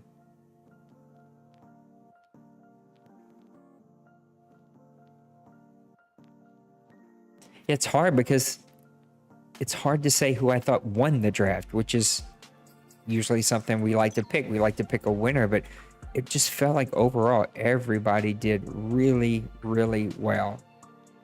And so, guys, that's going to bring it to the end of the night. I'm going to wrap this puppy up. Well, we had a good 3-hour and 15-minute stream with the pre-draft show. Thanks again to our friends at Evolve. Thank to all of you to hanging out. If you didn't, hit the like button, close the chat, hit the like button, reopen the chat. If you're checking this out later, come check out Grown Folks. Lots of Madden leagues, shooters, FIFA, WWE, all kinds of leagues and games and groups of people. Grown Folks is a community of adult gamers. If you're tired of playing with randos, tired of playing with people no mics, if you're tired of playing with angry folks all the time, come hang out with some really cool people, make some great friends, and play the games that you enjoy. I love you. You matter. I really do appreciate you being here tonight and hanging out with us. Season 100 is upon us, guys. Let's go have fun. What a milestone. And not many leagues out there.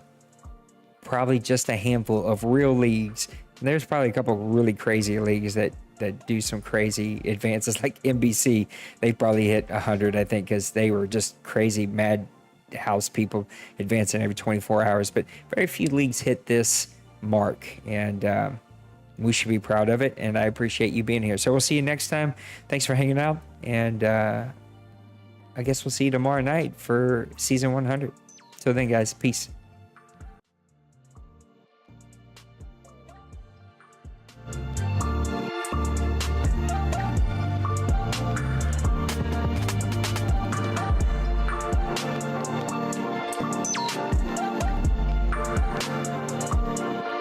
Oh, no problem.